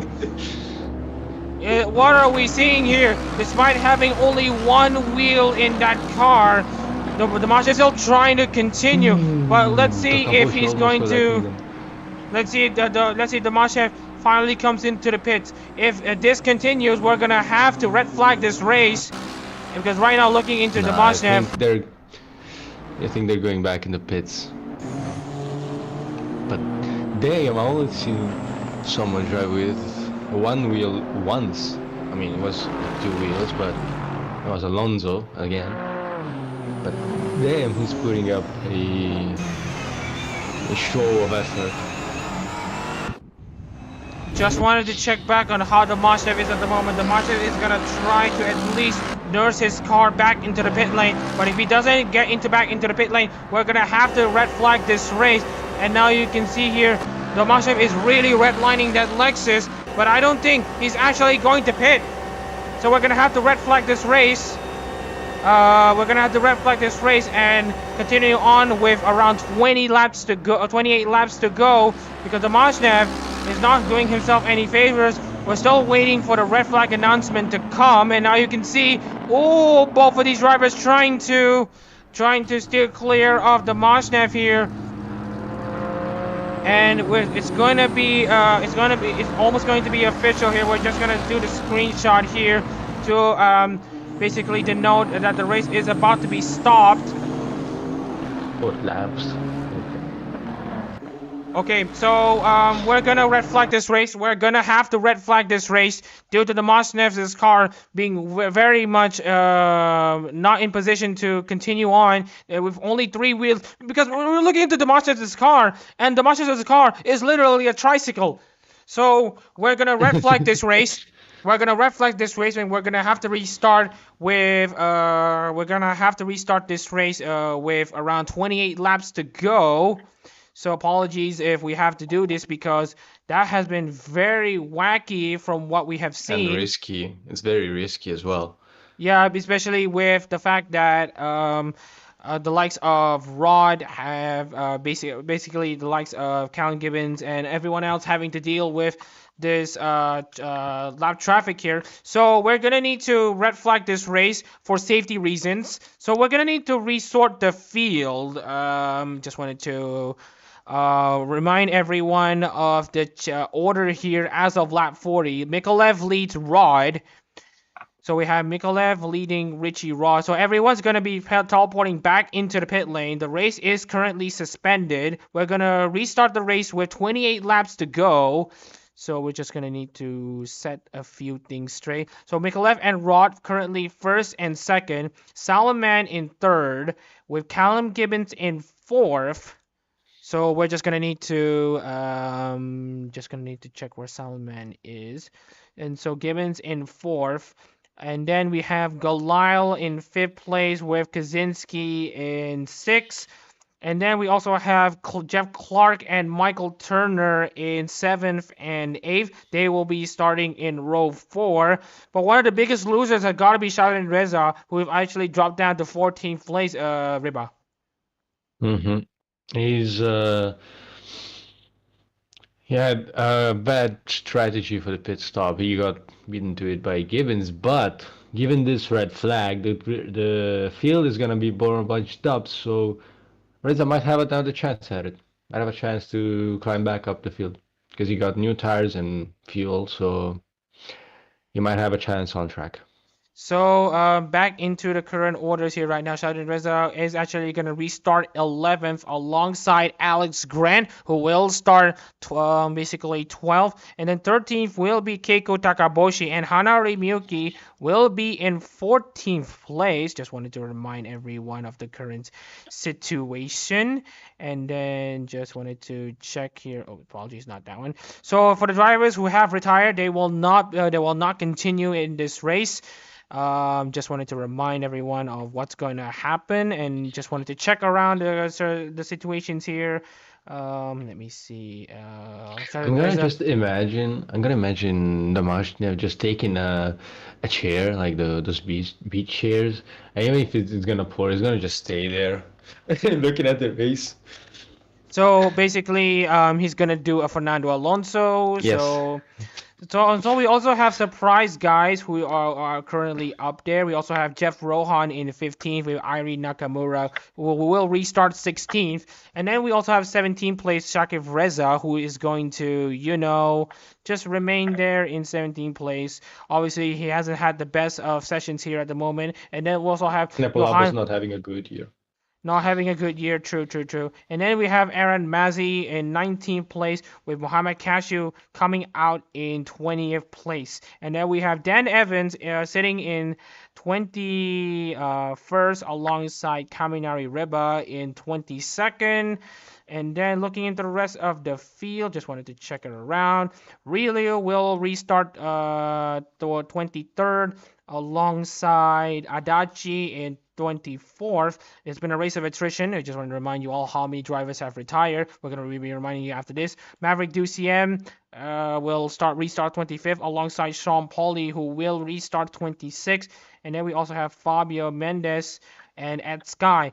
Fabio Mendes and Ed Sky will be the last drivers to take the restart, as we also want to take a look at the recent retirements here. We have Hofumi and Danilo Goyena retiring first, and then we also have we're gonna restart this retirement. The first retirement, Rim Olgor and then Lorenzo Ricci also retire, and then both Domashnev and Wimberly made contact. Actually, Domashnev actually lost his rear left, but then he manages to continue. But then managed to continue. But then we also had the Goyena and Fumi spinning out of races. So these 7 drivers will not take the restart. So we're about to get this restart finally underway. We're gonna race with only 28 laps left in this race. We still have overcast clouds. The road temperature is only 14 degrees. And right now, we're just gonna get this race finally restarted. We're gonna restart this race with 28 laps to go. Hopefully everyone is still tuning into this stream. But right now, we're just going to be taking a look into the current situations here. But first of all, we're going to need to also check on the current situations here. Let's see which drivers are going to be falling off here. So anyways, we're going to finally get this race back underway. We're just going to reveal to everyone who's going to be leading on this restart. And the leader is currently Mikolev, and I believe Salman is in 3rd place. Rod in 3rd with Callum Gibbons 4th. 28 cars will take the restart. So we're just going to be waiting until the whole field manages to continue here. And now the race is about to get restarted here, and now we're going to be seeing Isakaji Mikolev taking the restart in what should be from the front, and then we have Richie Rod actually in 2nd place. We apologize for that. So question, sir. So the drivers that are not restarting: Hofumi, Daniel Goyena, Grimaldo, Richie, Domashnev, and Wimberly, and also there's actually another driver that we also wanted to talk about. So we have 7 drivers who will not take the restart. So with that out of the way, we're gonna get this car restart. We're gonna get this race restarted. 28 laps to go, and it's going to be this time Isakaji Mikolev leading the field. With 28 laps to go, Richie Rod alongside him. The Okayama 500 finale continues with everyone bolting through down to the start-finish line, coming into turn 1. Who's going to be edging ahead of each other? Oh, there's going to be lots of contact here. I don't think it's going to end well for some if they're not careful. And now you can see everyone just trying to wrestle against each other here. I don't think everyone's going to be doing any more pit stops here. And for everyone else, Salman is going to be one of the biggest ones in advantage. And now you can see here, Gibbons is about to be under pressure from Richie Rod here. Richie Rod's had a 4 start. He's dropped down a position. He's now down in 4th place. Gibbons is going to still romp with the title in 3rd place at the moment, but we'll still have to wait and see on who's going to be having the best advantage. Grant is about to overtake Kizuhara Leo for 10th place here, and now you can see Turner and Kaczynski's also going side by side. Gibbons is still in 3rd place, managing to have a pretty good advantage against Richie Rod now.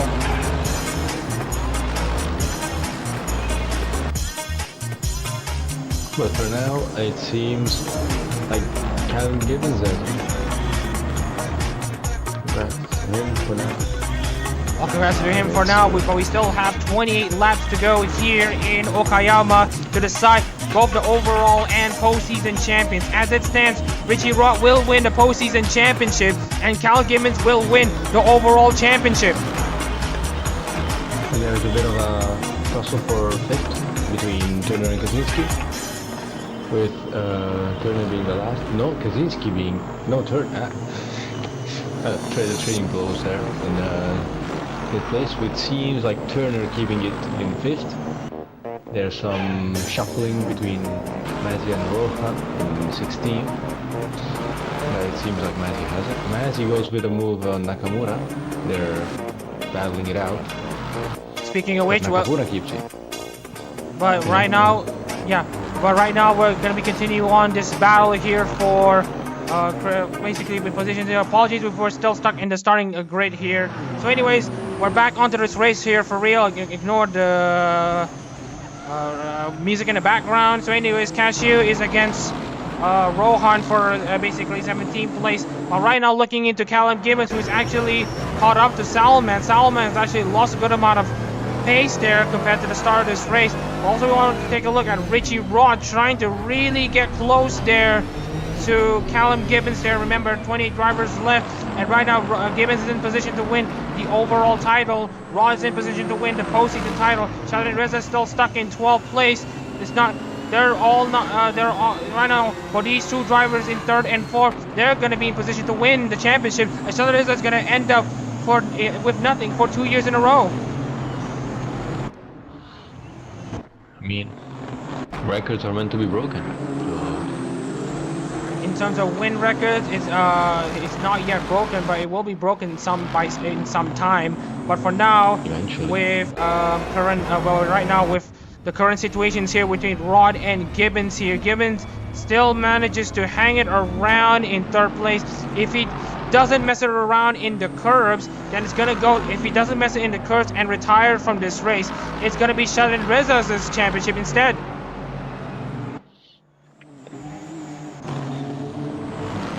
Oh, and you can see here. I already spoke enough before. But don't worry, you're gonna have to speak about it anyways, because you know anything could happen. I'm not gonna talk about curbs. I'm gonna leave them be. Okay, fine. I'll take it over from here. So anyways, Gibbons still in a favorable position here. Now loses touch to Salman. Mikhailov is the clear favorite to win 2 consecutive races in Hololive GT3. It has not been seen since 2022. And now looking into the rest of the field here, just checking around. Mikhailov and Salman still continuing on as usual. Leo and Grant basically trade blows. Sheldon Reza is hoping for a miracle at this rate for him to have any shot of winning the Hololive GT3 Trans Series overall title. Because right now, Rod, with basically the field resetting, Rod's now in 4th place with a pit stop already served, and Sheldon Reza, already having made his pit stop, not knowing the red flag actually happened, is gonna still stay around in 12th place here with not much to spare. But hopefully things will change as Callum Gibbons is still in 3rd place.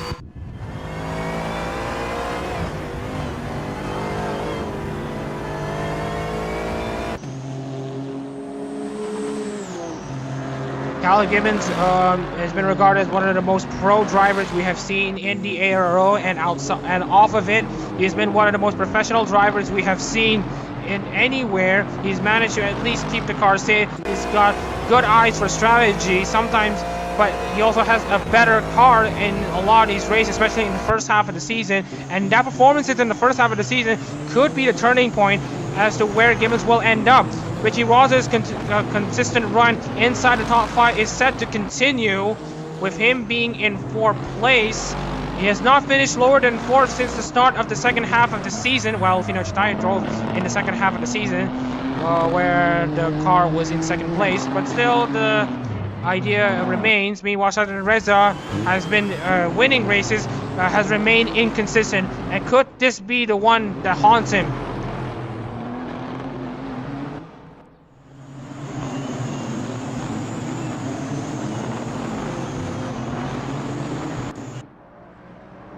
As you may have seen, Biba is trying to remain tight-lipped and to make sure he doesn't jinx anyone. Meanwhile, Richie Roy is actually piling on the pressure on Gibbons, who's actually lost touch a lot on Salaman. And as you can see here, Gibbons really trying to defend his third place away because he knows that if he drops a few more positions, especially against Shazza and Reza, or if he crashes out, Gibbons, it will be the end of the championship for Gibbons. But right now, he just wants to keep this car in one piece. Yeah, all he has to do is just stay there and not commit any mistakes or not get overtaken.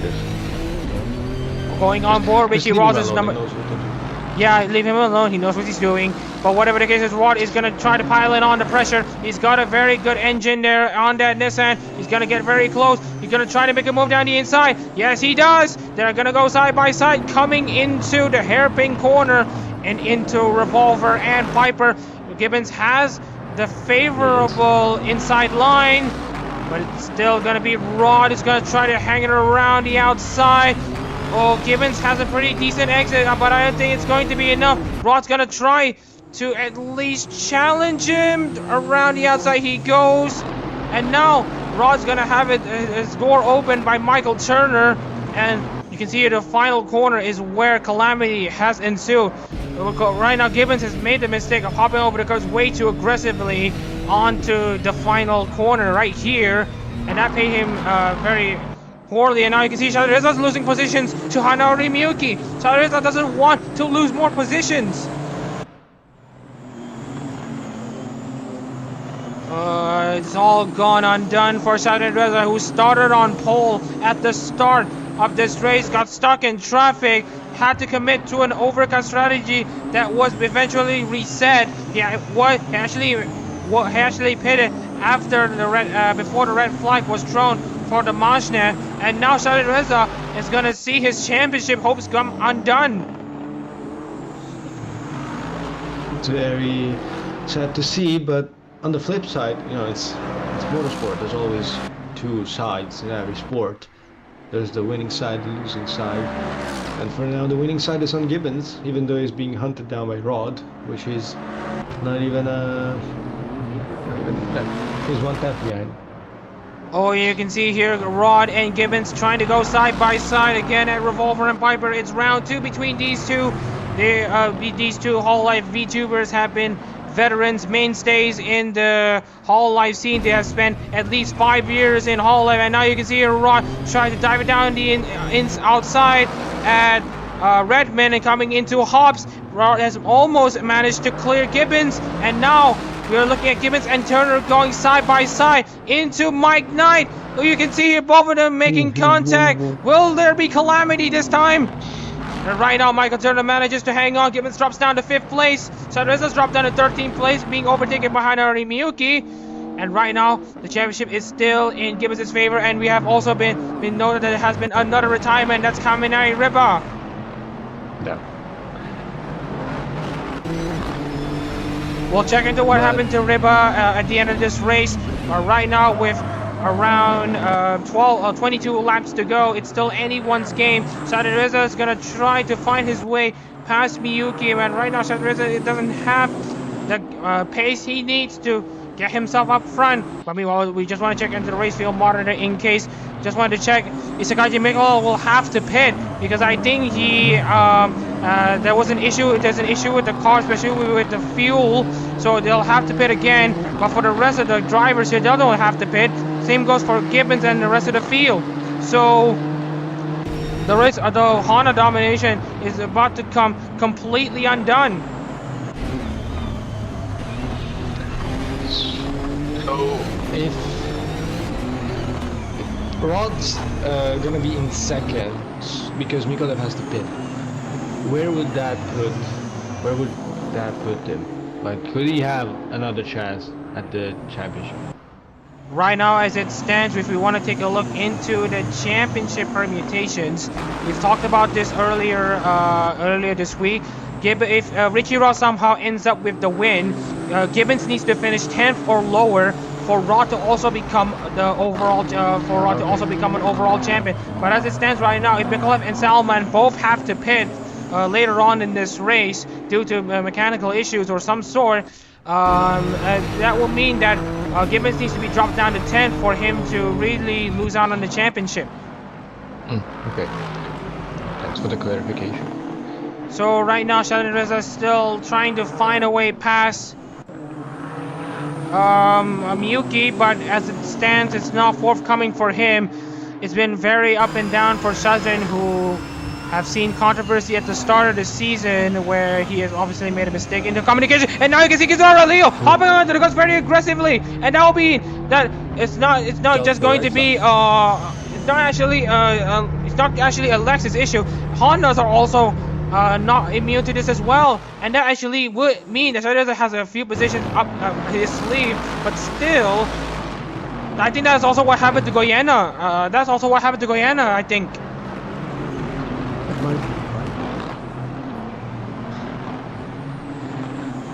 The race continues on with around 26 drivers left. Obviously, we also have a few drivers who have sustained a good amount of contact. We don't know if Leo. Yeah, I think he's teleported back into the pits. I don't think he's going to continue any further in this race. Yeah, he was beached. So anyways, Kaczynski trying to pile on the pressure on Cal Gibbons, who's actually losing a good amount of pace there as of late. So let's see here. We have Antanarol trying to make a move against Clark, trying to make a move against Kaczynski, trying to make a move against Gibbons.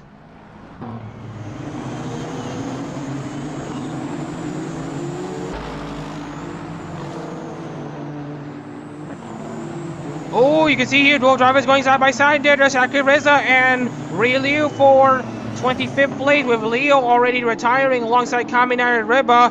We are going to be seeing one of the most attritional Hololive GT3 races we have seen for quite some time. And right now, Kaczynski's going to try to really hound on Gibbons. Gibbons' pace have now dropped down after the red flag. And right now, with Richie Rod looking to take the race lead, it's going to be anyone's game. If Gibbons can hang on to the top, at least the top top 9 positions, it's going to be Gibbons' championship to win. Otherwise, it's going to be Richie Rod's.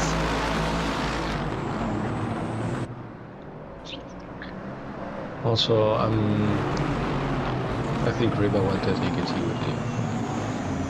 Yeah, it's a shame. It's a shame for Riba, who actually also retired from this race. So anyways, looking into the continuation of this battle, Kaczynski against Gibbons. Gibbons is actually losing a good amount of time there to Michael Turner. And looking into the race field monitor, the Hondas have to pit in the next few laps or so due to them having to check on what's wrong with the car. Especially for Sandreza, who has to pit pretty early as well. You can see here, right, Kaczynski trying to dive bomb down the inside of Gibbons. He's actually primed to actually make the move. He's gonna try to make a move. Yes, he does. He's gonna shuffle Gibbons off. Oh, he has straddled the curbs. But you can see here Kaczynski having a very good exit of a turn 2 into turn 2, and now that shuffles Gibbons nearly off there. They're both going to be side by side coming into the Moss and looks like Gibbons manages to defend the position very well. Now Jeff Clark's going to be in the mix as well. A bit of a slide, but keeps it on track. And it seems like Kaczynski might try a move down in the hairpin, but I think it's too far back to try anything. Yep. For 6 for now. So anyways, looking into this current battle, this current state of affairs, Callum Gibbons still hangs around in a 5th place, pending the Honda's decision to pit some of these drivers in the next few laps. It's gonna account to almost nothing for the Honda drivers who had the domination almost in the back until the red flag came with the Moshnev driving on 3 wheels. And now Gibbons is gonna try to defend his position for all he can. Rod's trying the best he can to at least catch up to Salman and Mikolev. And right now looking into Gibbons, who actually have a pretty poor exit off of the final corner. But Kaczynski also has a pretty poor exit there. They're both going to be evenly matched. We're now coming into what should be lap 51 of 68. And right now looking into Shadowreza, the first to pit. Unfortunately, there has been an issue with the car. Shadowreza will have to check for any leakages or something that's happening. And right now just looking into the battle here between Kaczynski and Gibbons. Let's hope Kaczynski has a very good exit to at least try to challenge Gibbons for position. But both Rezna and Mikolev are gonna have a few words with their teams because of the fuel issues they've had throughout the race. So anyways, this guy Jim Mikolev controlling this race at the moment, but I don't know if he has to pit again. So Reza obviously has a lot of questions that he wants answers to, and obviously looking into Gibbons, who manages to have a stride back into this race. There's just crazy stuff happening here in this final few stages of this Hololive GT3 Japan Series season, and right now Gibbons is still in control. And right now, will there be anything that could stop him? We'll have to wait and see, because right now we're looking into even more battles between DuCM and Mazzy, DuCM and Evans. At that one point, Paulie and Cashew still going side by side. Cashew has been one of the better gainers of this race. He started 35th. He's now up into 24th. Looks to be in 23rd now. But back into the battle between Kaczynski and Gibbons. Gibbons have now had this race back under control. He will have 5th place at worst, and at the very best he might get 3rd place, because Michael Turner is still in 2nd place and Richie Ron is still in the race lead. That is if Mikolev and Salman have to pit. But we'll have to wait and see.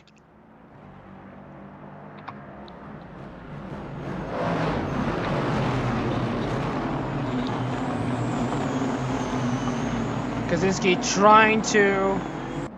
Oh, you can see DuCM and Takaboshi really trading blows between each other, and now you can see Gibbons and Kaczynski getting very close there. If the gap drop down to 2.8 to 8 seconds, will Kaczynski make a move down the inside? The answer is going to be no. The lap's ticking down, and this would still cause a lot of frustration for Shazrin, because meanwhile we're looking into Salman and Mikolev, as we've predicted. Mikolev coming into the pits for a check of the car to see what's going on. But for Richie Raw, he's in a position to gain at least the postseason championship. But for the overall championship, he'll still go down to Cal Gibbons. But looking into Kaczynski, who's really trying to hound on Gibbons, he needs a very good exit off of the final corner, and now you can see Gibbons really under pressure on that final corner. Kaczynski actually having a very good exit there. He might actually think of a move down the inside. Will he make a move down the inside? The answer is no. The more these laps take down, as we mentioned, the more stressful it becomes for Shazrin. And now you can see here Kaczynski really trying to pile pressure on Gibbons, but it's not forthcoming right now. We're looking into more of the Honda drivers coming to the pit. That's Fabio Mendes, I believe. And now we have Ri Liu and Ed Sky battling out for position. It's gonna be the Honda's undoing, as it says. Salman leads in Hololive GT3 for ASCII, and now we're looking into the rest of the field. Oh, you can see here, Antanarao trying to make a move against Jeff Clark on the inside. The 6 Nissan of Hololive GT3, Antanarao trying to make a move against that looks to be Jeff Clark, but Jeff Clark, really trying to hang it around, but manages to defend. He just has enough to keep it. So yeah, looking into Salman, who's still continuing on in this race. After all of what happened in this race, we still have yet to see some crazy chaos happening. If Gibbons crash and Chadorez are currently down in 25th, it's going to be Rod's championship for both of them. And it will be a good redemption for the Nissan team, who've actually lost the championship pretty early on in this race. And now Kaczynski gets very close to Gibbons. Kaczynski is going to try to, again, move down the inside into turn 1. Of course, he has to straddle the curb once again. But right now, there's nothing separating between the two. But right now, Kaczynski really needs a very good exit off of Williams' corner. And as predicted, Gibbons has the lead still. And now Jeff Clark gonna try to make a move down into the inside of Kaczynski once again. Now this time it's gonna be Clark. He's gonna try to make a move. Adachi and Sky keep trading blows.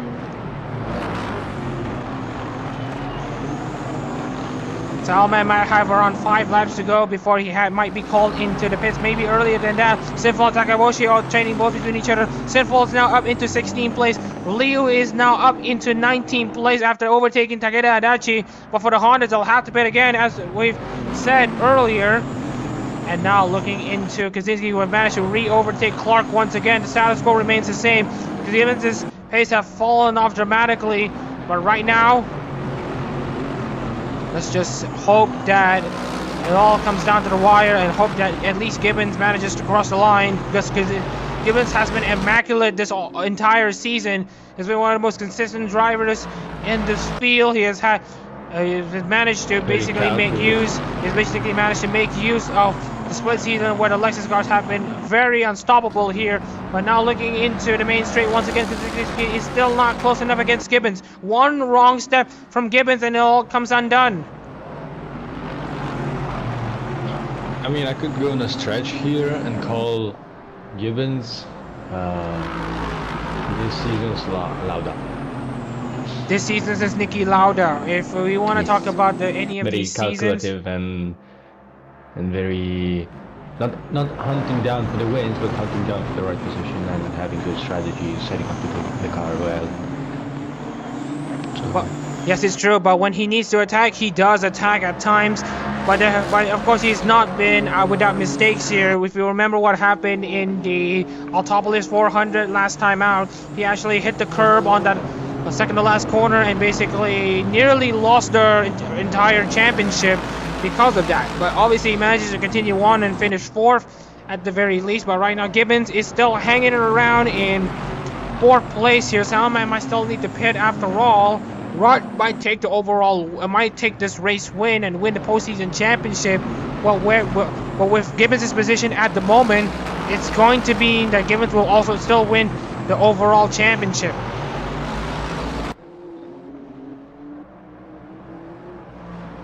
Final 2 corners right now for Gibbons for at least lap 56. Mazzi and Adachi trying to trade blows between each other. Shikashi Shadareza also trading blows once again. Shadareza is going to try to slice his way through the traffic to try to gain something out of this race. He's now down in 23rd, which is a massive shame given how he started on pole position and how basically the red flag came in at the worst possible time. Kaczynski still trying to pile on the pressure on Gibbons, but he's still too far back. And Gibbons is losing a lot of time compared to the podium contender. Michael Turner currently in 3rd place, 19 seconds ahead of Gibbons. Just shows you how Kaczynski is falling up, but his immaculate defensive driving, his park the bus driving strategy is absolutely paying himself dividends. But Kaczynski try to make a dive on down the inside. Oh, you can see here Kaczynski really trying to find as much space as possible to try to make a move against Gibbons, but right now it's not forthcoming for him. As you can see here, Kaczynski is still stuck in currently a gross 5th place, might be a net 4th place if Salman has to pit in the next 2 laps. And as you can see here, Gibbons really not having the performance he needs, and especially in this latter stages, but he's actually holding out quite well. He might form a train behind, but obviously he's just going to try to hang it around as long as possible. Adachi and Mazzi trading blows between each other. Adachi now up into 19th place. I mean, I wouldn't see why Gibbons would have to push, so he's not pushing. He's 21 seconds behind Turner, but he doesn't need to push. He just has to get position. Meanwhile, these two are going to go at it side by side once again, but Kaczynski really needs to ace this Williams corner if he wants to have a shot of defending against Gibbons. And right now, both of them are still not side by side. It's going to be again the case of... Oh, we have Rohan Nakamura pitting to check if their Hondas have any issues here.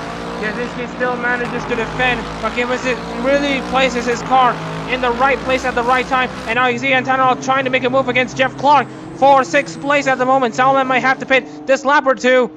And right now... Rohan Nakamura leaving the pits. Yes, it's true. Due to them wanting to check if there are any issues with the Hondas right now, because the Hondas have been suffering some bits of problems here with the fuel flow at the moment and the fuel detection.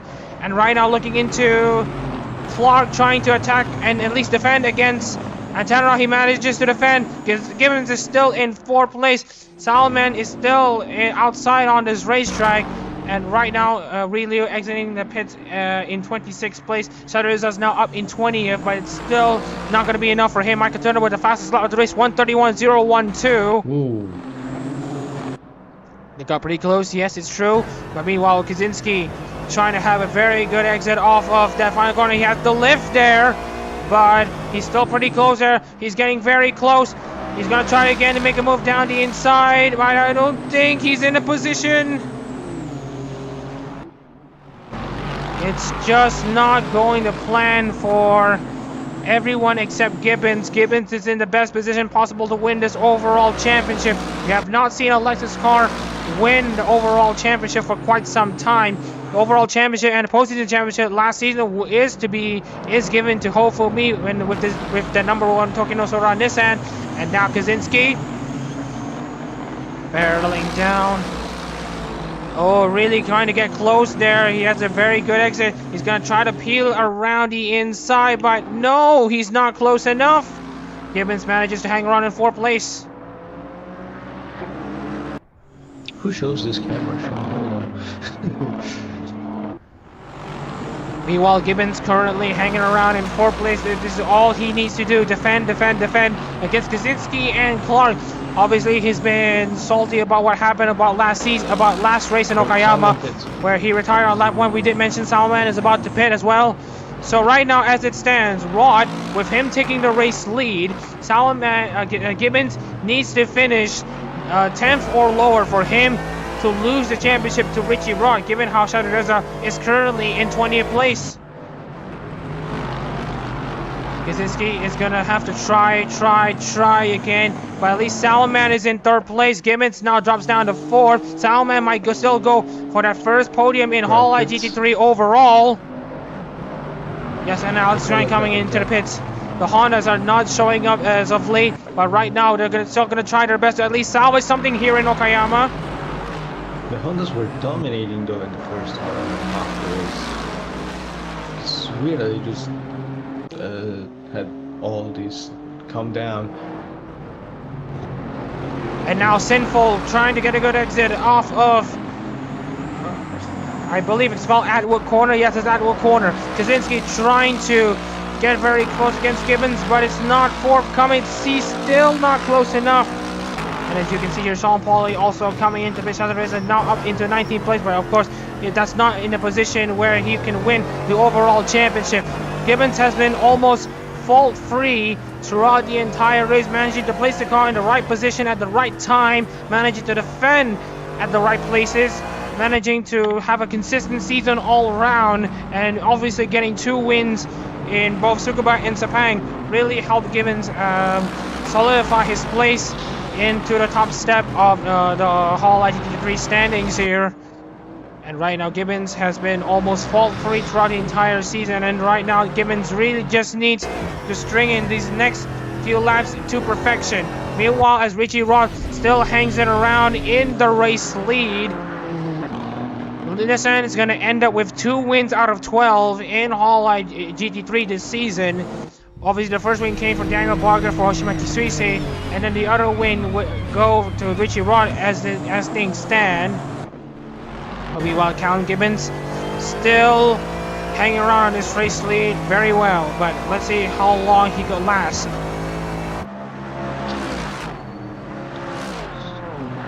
Oh, you can see here Kaczynski really piling on the pressure. He's getting very close to Gibbons there, but obviously he has misjudged his entry and exit. He's going to lose a good amount of time, but not before he gains it back. He's going to try to think of a move.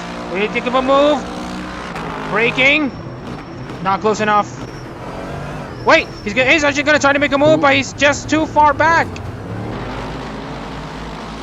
All of these drivers are just trying to really give Gibbons a challenge.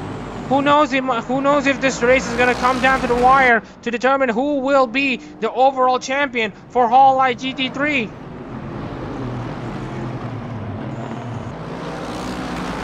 And as you can see, Antonov getting very close there to Jeff Clark. But meanwhile, Kaczynski really trying to find a way past Gibbons. He needs a good exit off of the final corner to really try to stamp his authority. You can see here, Kaczynski really having a good exit there off of the final corner. Kaczynski is going to try to edge close, very close.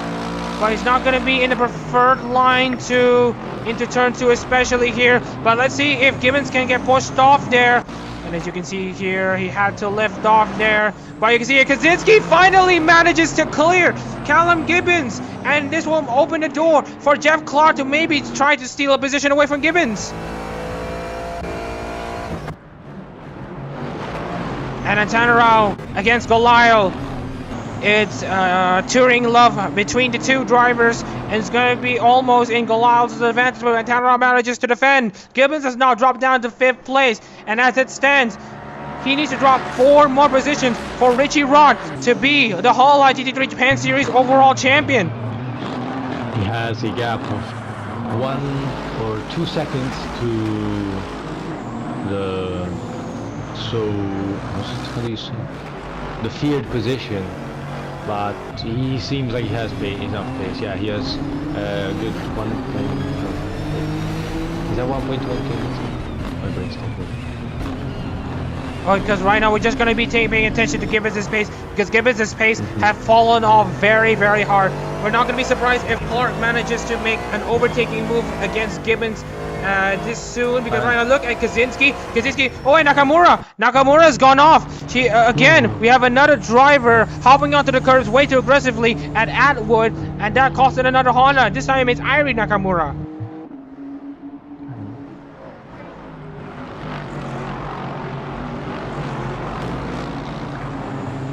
We are now down to 25 drivers here in the Okayama Finale 500, and right now Gibbons is still trying to defend his position for all he can. Rod has his race under control, and now you can see Clark getting very close. Cascio, Sergeant Reza trading blows between each other. Sergeant Reza is going to try to get himself into 19th place. And Clark gets very close there to Gibbons, but I don't think he'll be close enough. But Clark really has a very good exit there. If he can get close enough to at least think of a move down the inside, he's actually going to think of a move down the inside. Maybe, but I don't think so. Just not close enough there. There's only 7 laps to go here in the Hololive GT3 Japan Series season. It's going to come down to whether or not Gibbons can defend his place inside the top 9 positions.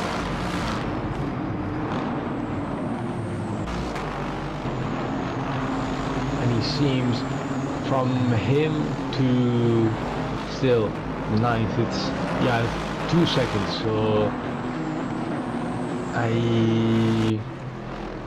my belief is that he can keep it. The worst that he can handle is in 8th. Of course he could finish his 8th, but remember Mikolev and Evans are also not far behind. If Gibbons somehow makes a mistake somewhere around here, that's going to be his championship over if he's not careful enough. Cascio and Shadreza still trade blows between each other, but Shadreza is going to try his best to at least salvage something away. He knows he's not going to be winning either the overall or the postseason. He knows that. He's always going to try to at least go out with a bang. And right now, Jeff Clark trying to get close to Callum Gibbons once again. He needs a good exit and to be very, very aggressive. Clark with a very decent exit there off of the final of Atwood, but I don't think it's going to be enough.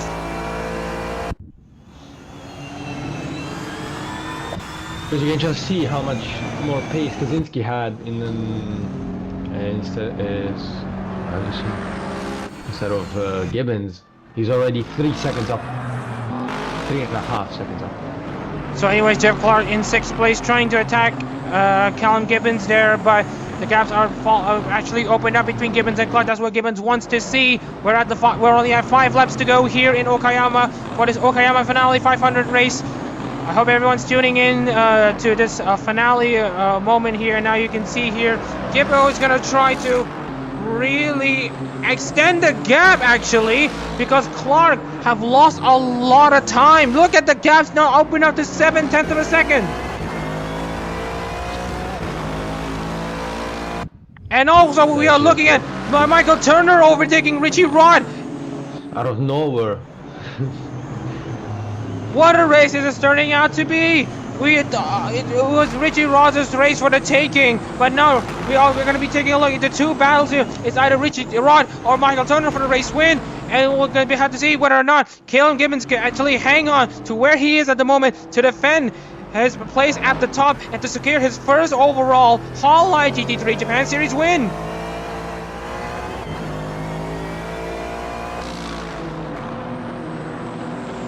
Jeff Clark still not gaining on Gibbons there on the last few laps here. Turner and Rod still side by side between the two.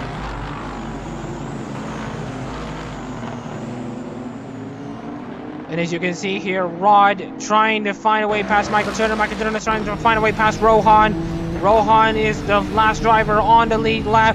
Rohan's going that is Ri Liu, sorry. Sorry, no, it is Jeff Rohan. He's side by side with fellow Honda teammate Fabio Mendes. Southern Reza obviously up in 18th place, trying to catch up to Alex Grant. And now Rod's going to try to find a way past Michael Turner. Michael Turner's actually managed to pass Rod. Rod's going to find the gap. And you can see here Michael Turner is actually going to hops on the curb and actually blocks Rod's advances. Michael Turner is going to have a very interesting consolation prize at the end of things. And looking into Gibbons and Clark. Clark's gonna have a shot at it once again for him to try to steal position away from Gibbons here. And you can see Goliath and Miyuki going side by side. 4 laps to go here in Okayama. It's just frantic action at the moment, from the front end of the field to the back end. It's how do we say this? It's just unexplainable. It's just crazy. We thought it was the race in the back for some, but then it all just comes down to absolutely nothing. Race got turned on its head. Michael Turner side by side with Fabio Mendes. Still, that's not going to end well if he's not careful. And you can see here Michael Turner has a very poor exit. And as you can see here, Rod actually pushes off Jeff Rohan there on that final corner. And now you can see Rod trying to finally he manages to ease off against Rohan. But meanwhile, just looking into Gibbons, who still manages to defend. They're still on lap 25. Lap 26 has just started between Turner and Rod. And as you can see here,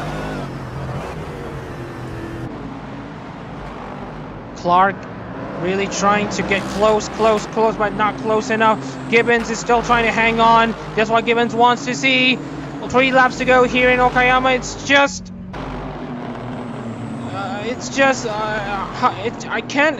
I still can't put this to words. I mean, it's just a crazy race all around. It's just like you mentioned, the race got turned on its head, and it's just unexplainable. The Honda's dominating, then they started having problems. Gibbons managing to catch back up, and even more problems for the Honda to push them back. Rod going up in the lead and getting overtaken by Turner. Gibbons now having to fight for his position, which he messes up, that costs him the championship. And we had 9 retirements in one race. Well, yes, 11. 10 retirements in one race, actually. Just want to remind you all that. Sinful and DCM trading blows between each other. This time it's going to be in Sinful's favor. He's now up in 12th place. Looking into the rest of the field, we're looking at Jeff Clark. Oh, getting very close there to Gibbons, but not close enough there. For these 2 drivers, they have 2 shots to at least try to make Gibbons work. And right now, Clark, and again, DCM and Sinful trading blows once again. And now Clark, will he try to be very aggressive down the inside? The answer is going to be no, because they know that they've got team orders to play. So Clark might think of a move to attack Gibbons for 5th place, but he also wants to try to help Gibbons win the Hololive GT3 title for Lexus. Oh, and you can see here Antaro getting off onto the dirt there. nearly losing the car, but manages to keep the car in a straight line for the penultimate lap of the Hololive GT3 Japan Series season. It's gonna be still Jeff Clark getting very close, but it's still not close enough. Oh, Clark really trying to attack, but it's not gonna be enough, I don't think. But let's see if we can get very close there onto the final set of corners there, especially coming into the hairpin. Can Clark have a very good exit there? I hope he can sacrifice this corner. And you can see here Clark has a pretty decent exit there. Drops down to 3.5, 2.9, 3.1, 2.8, 2.4. He needs to make a move down the inside now. And the answer is no. Every lap that passes by, it gives Gibbons the reassuring calmness in his mind, because he knows he can have a championship to win. And now you can see here Richie Rod is now separated between the lap cars and Michael Turner, and that will allow Michael Turner to lead the final lap of the Okayama 500 race here in the Hololive GT3 Japan Series. The final lap of the season is currently being led by Alexis, and the championship is about to be won by Alexis. But we've had, what, 5 leaders? Is that correct? We had Turner, Rod, Salmon, and then we have Shadareza and Mikolev as well. And now we're going to be looking at Fabio Mendes trying to spoil the party, and now looking at Richie Roy, who's also not far behind. The battle for the final race win of Hololive GT3 for this season might come down to the wire. Now you can see here, you can see here Fabio Mendes really shuffling off Michael Turner, and now open the door for Rod to at least try to attack. It's still not concrete. Michael Turner representing the Shirogane Kishida and Shirogane Noel, replacing Alexis Bowen in that number 08 ride, and was gonna try to bring home the car to the first win, and I believe the only win of the 2023 season. And now you can see here Michael Turner trying to survive the final few corners here. Michael Turner is going to go side by side against Mohamed Shakib Reza. Let's hope he doesn't make any mistakes at the final set of corners here as he goes side by side with Shakib Reza. No problem for the Australian driver. Michael Turner exits the final corner, bringing home the first win for Shirogane Noel and the Kishidan since late 2022. Michael Turner wins the Okayama Finale 500. With Richie Rock finishing second, he secures the postseason championship, but all eyes are on Callum Gibbons. He's been high-spec all season long. He has had 2 wins in Hololive GT3, more than anyone else in the season. Callum Gibbons only has 2 corners to contend with for him to cement himself in Hololive GT3 history, as he is going to be crossing the line to become the 2023 Hololive GT3 Japan Series champion. And that makes it an all-Lexus win, we could call it, with Turner taking the win and Gibbons taking the championship.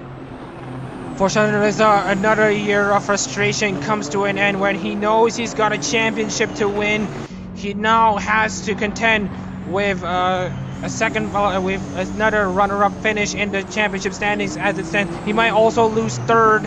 He might also lose second in both standings as it stands, but we're gonna have to calculate the overall and postseason standings right after the stream ends. We can't show you that at the moment, but whatever the case is, Shadarreza's disappointing race comes to an end. He knows he could do a bit more. He started on pole, he finished in 17th. The championship is well and truly over. It's Callum Gibbons' postseason overall championship.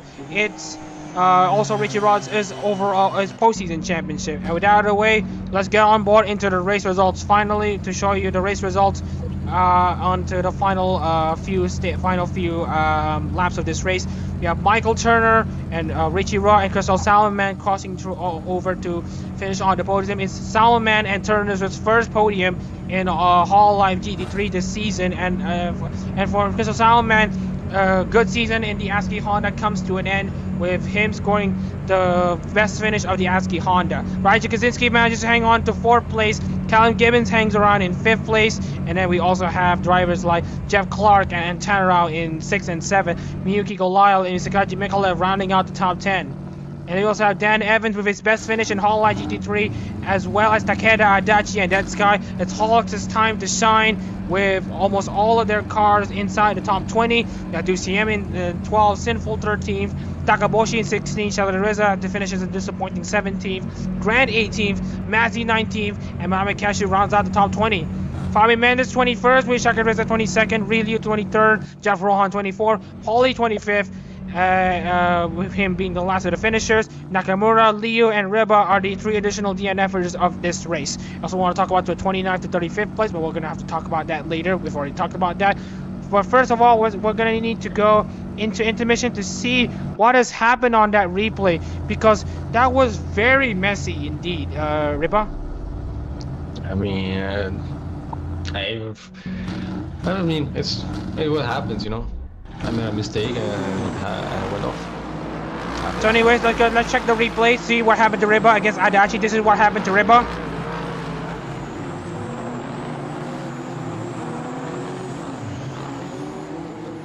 So this is what happened to Reba as he retired from this race. Yes, it's true. And as for Kizaru Leo, made the same mistake as Daniel Goyena at the start of the race. You can see here. Clips the curve, no, rides the curve and almost rides over, flips over, was it? And the same thing happened to Nakamura as well. Almost collecting Salomon. Almost collected Salomon. It could have ended in tears for Salomon if, or rather Rohan, if they weren't careful. So with that out of the way, we're gonna have to do something. We're gonna be showcasing the trophies to the championship winners. Well, obviously, congratulations to Michael Turner and Crystal Salman for their first podiums in Hololive GT3, as well as Richie Rod, who secures another second place finish, another year, another season of being a bridesmaid. But whatever the case is, we're going to be updating you all about the overall and postseason standings, the final standings after the stream ends. So hopefully everyone is able to tune in to see updates on our Twitter account, the Adak-RMS Twitter account, to see who wins the overall and overall postseason title, who gets to finish second and third, who finishes in the final standings. So with that out of the way, we're going to be updating you all on the final trophy. The names will be engraved as live to showcase to the champions of their trophy. So Reba, before we continue on, I just wanted to tell you on who has been your standout driver throughout the entire season. I mean, Gibbons. Like, I like his consistency. I like his consistency. Other than, of course, my favorite picks is always going to be Gen 5. With DXM scoring a P12 today, was it? Yes, P12. Which is the best that Gen 5 did in this race. Since I was the second retires of Reba was the second retires of Gen 5. First being, was it? Yeah. It was. Yeah. Alex Grant did very well as well. Almost all of half of the Nepalabo cars inside the top 20, which is nice to see. So anyways, we're going to be presenting to the champions the trophy. Callum Gibbons wins the Hololive GT3 Japan Series overall championship. He's been the best driver out of the 8 races that he has entered. Also, let's also give a shout out to Richie Rod, the postseason champion here in the final 4 races of the season. Richie Rod, your postseason champion, and Cal Gibbons, your overall champion. And with that out of the way, we'd like to thank everyone here for tuning in to the 2023 Hololive GT3 Japan Series. We can't thank you all enough. It's been a wonderful up and down season. We look forward to seeing you all next season. I mean, sure, it's going to be in reduced numbers due to the amount of bright uniforms being showcased here. The bright uniforms are about to be given even more priority, so we'll be seeing even more F-Hall races. But that's not going to be it for racing activity here in Okayama, as we still have one more race that we need to deal with, and that's going to be the Formula Hololive Japan series title decider. Also at this track here in Okayama. But of course, we also have the Nechi's live stream later tonight. But for tomorrow, the Formula Hololive Championship will be decided. Shalareza this time will be in the championship lead. He will try to his best to not make any mistakes. Well, the case is there. I hope everyone has been able to enjoy this Hololive GT3 season with us. I'm Mama Teresa. Alongside me is Kamina Riba in the commentary booth. And you've been watching the 2023 Hololive GT3 Japan Series season. See you in 2024.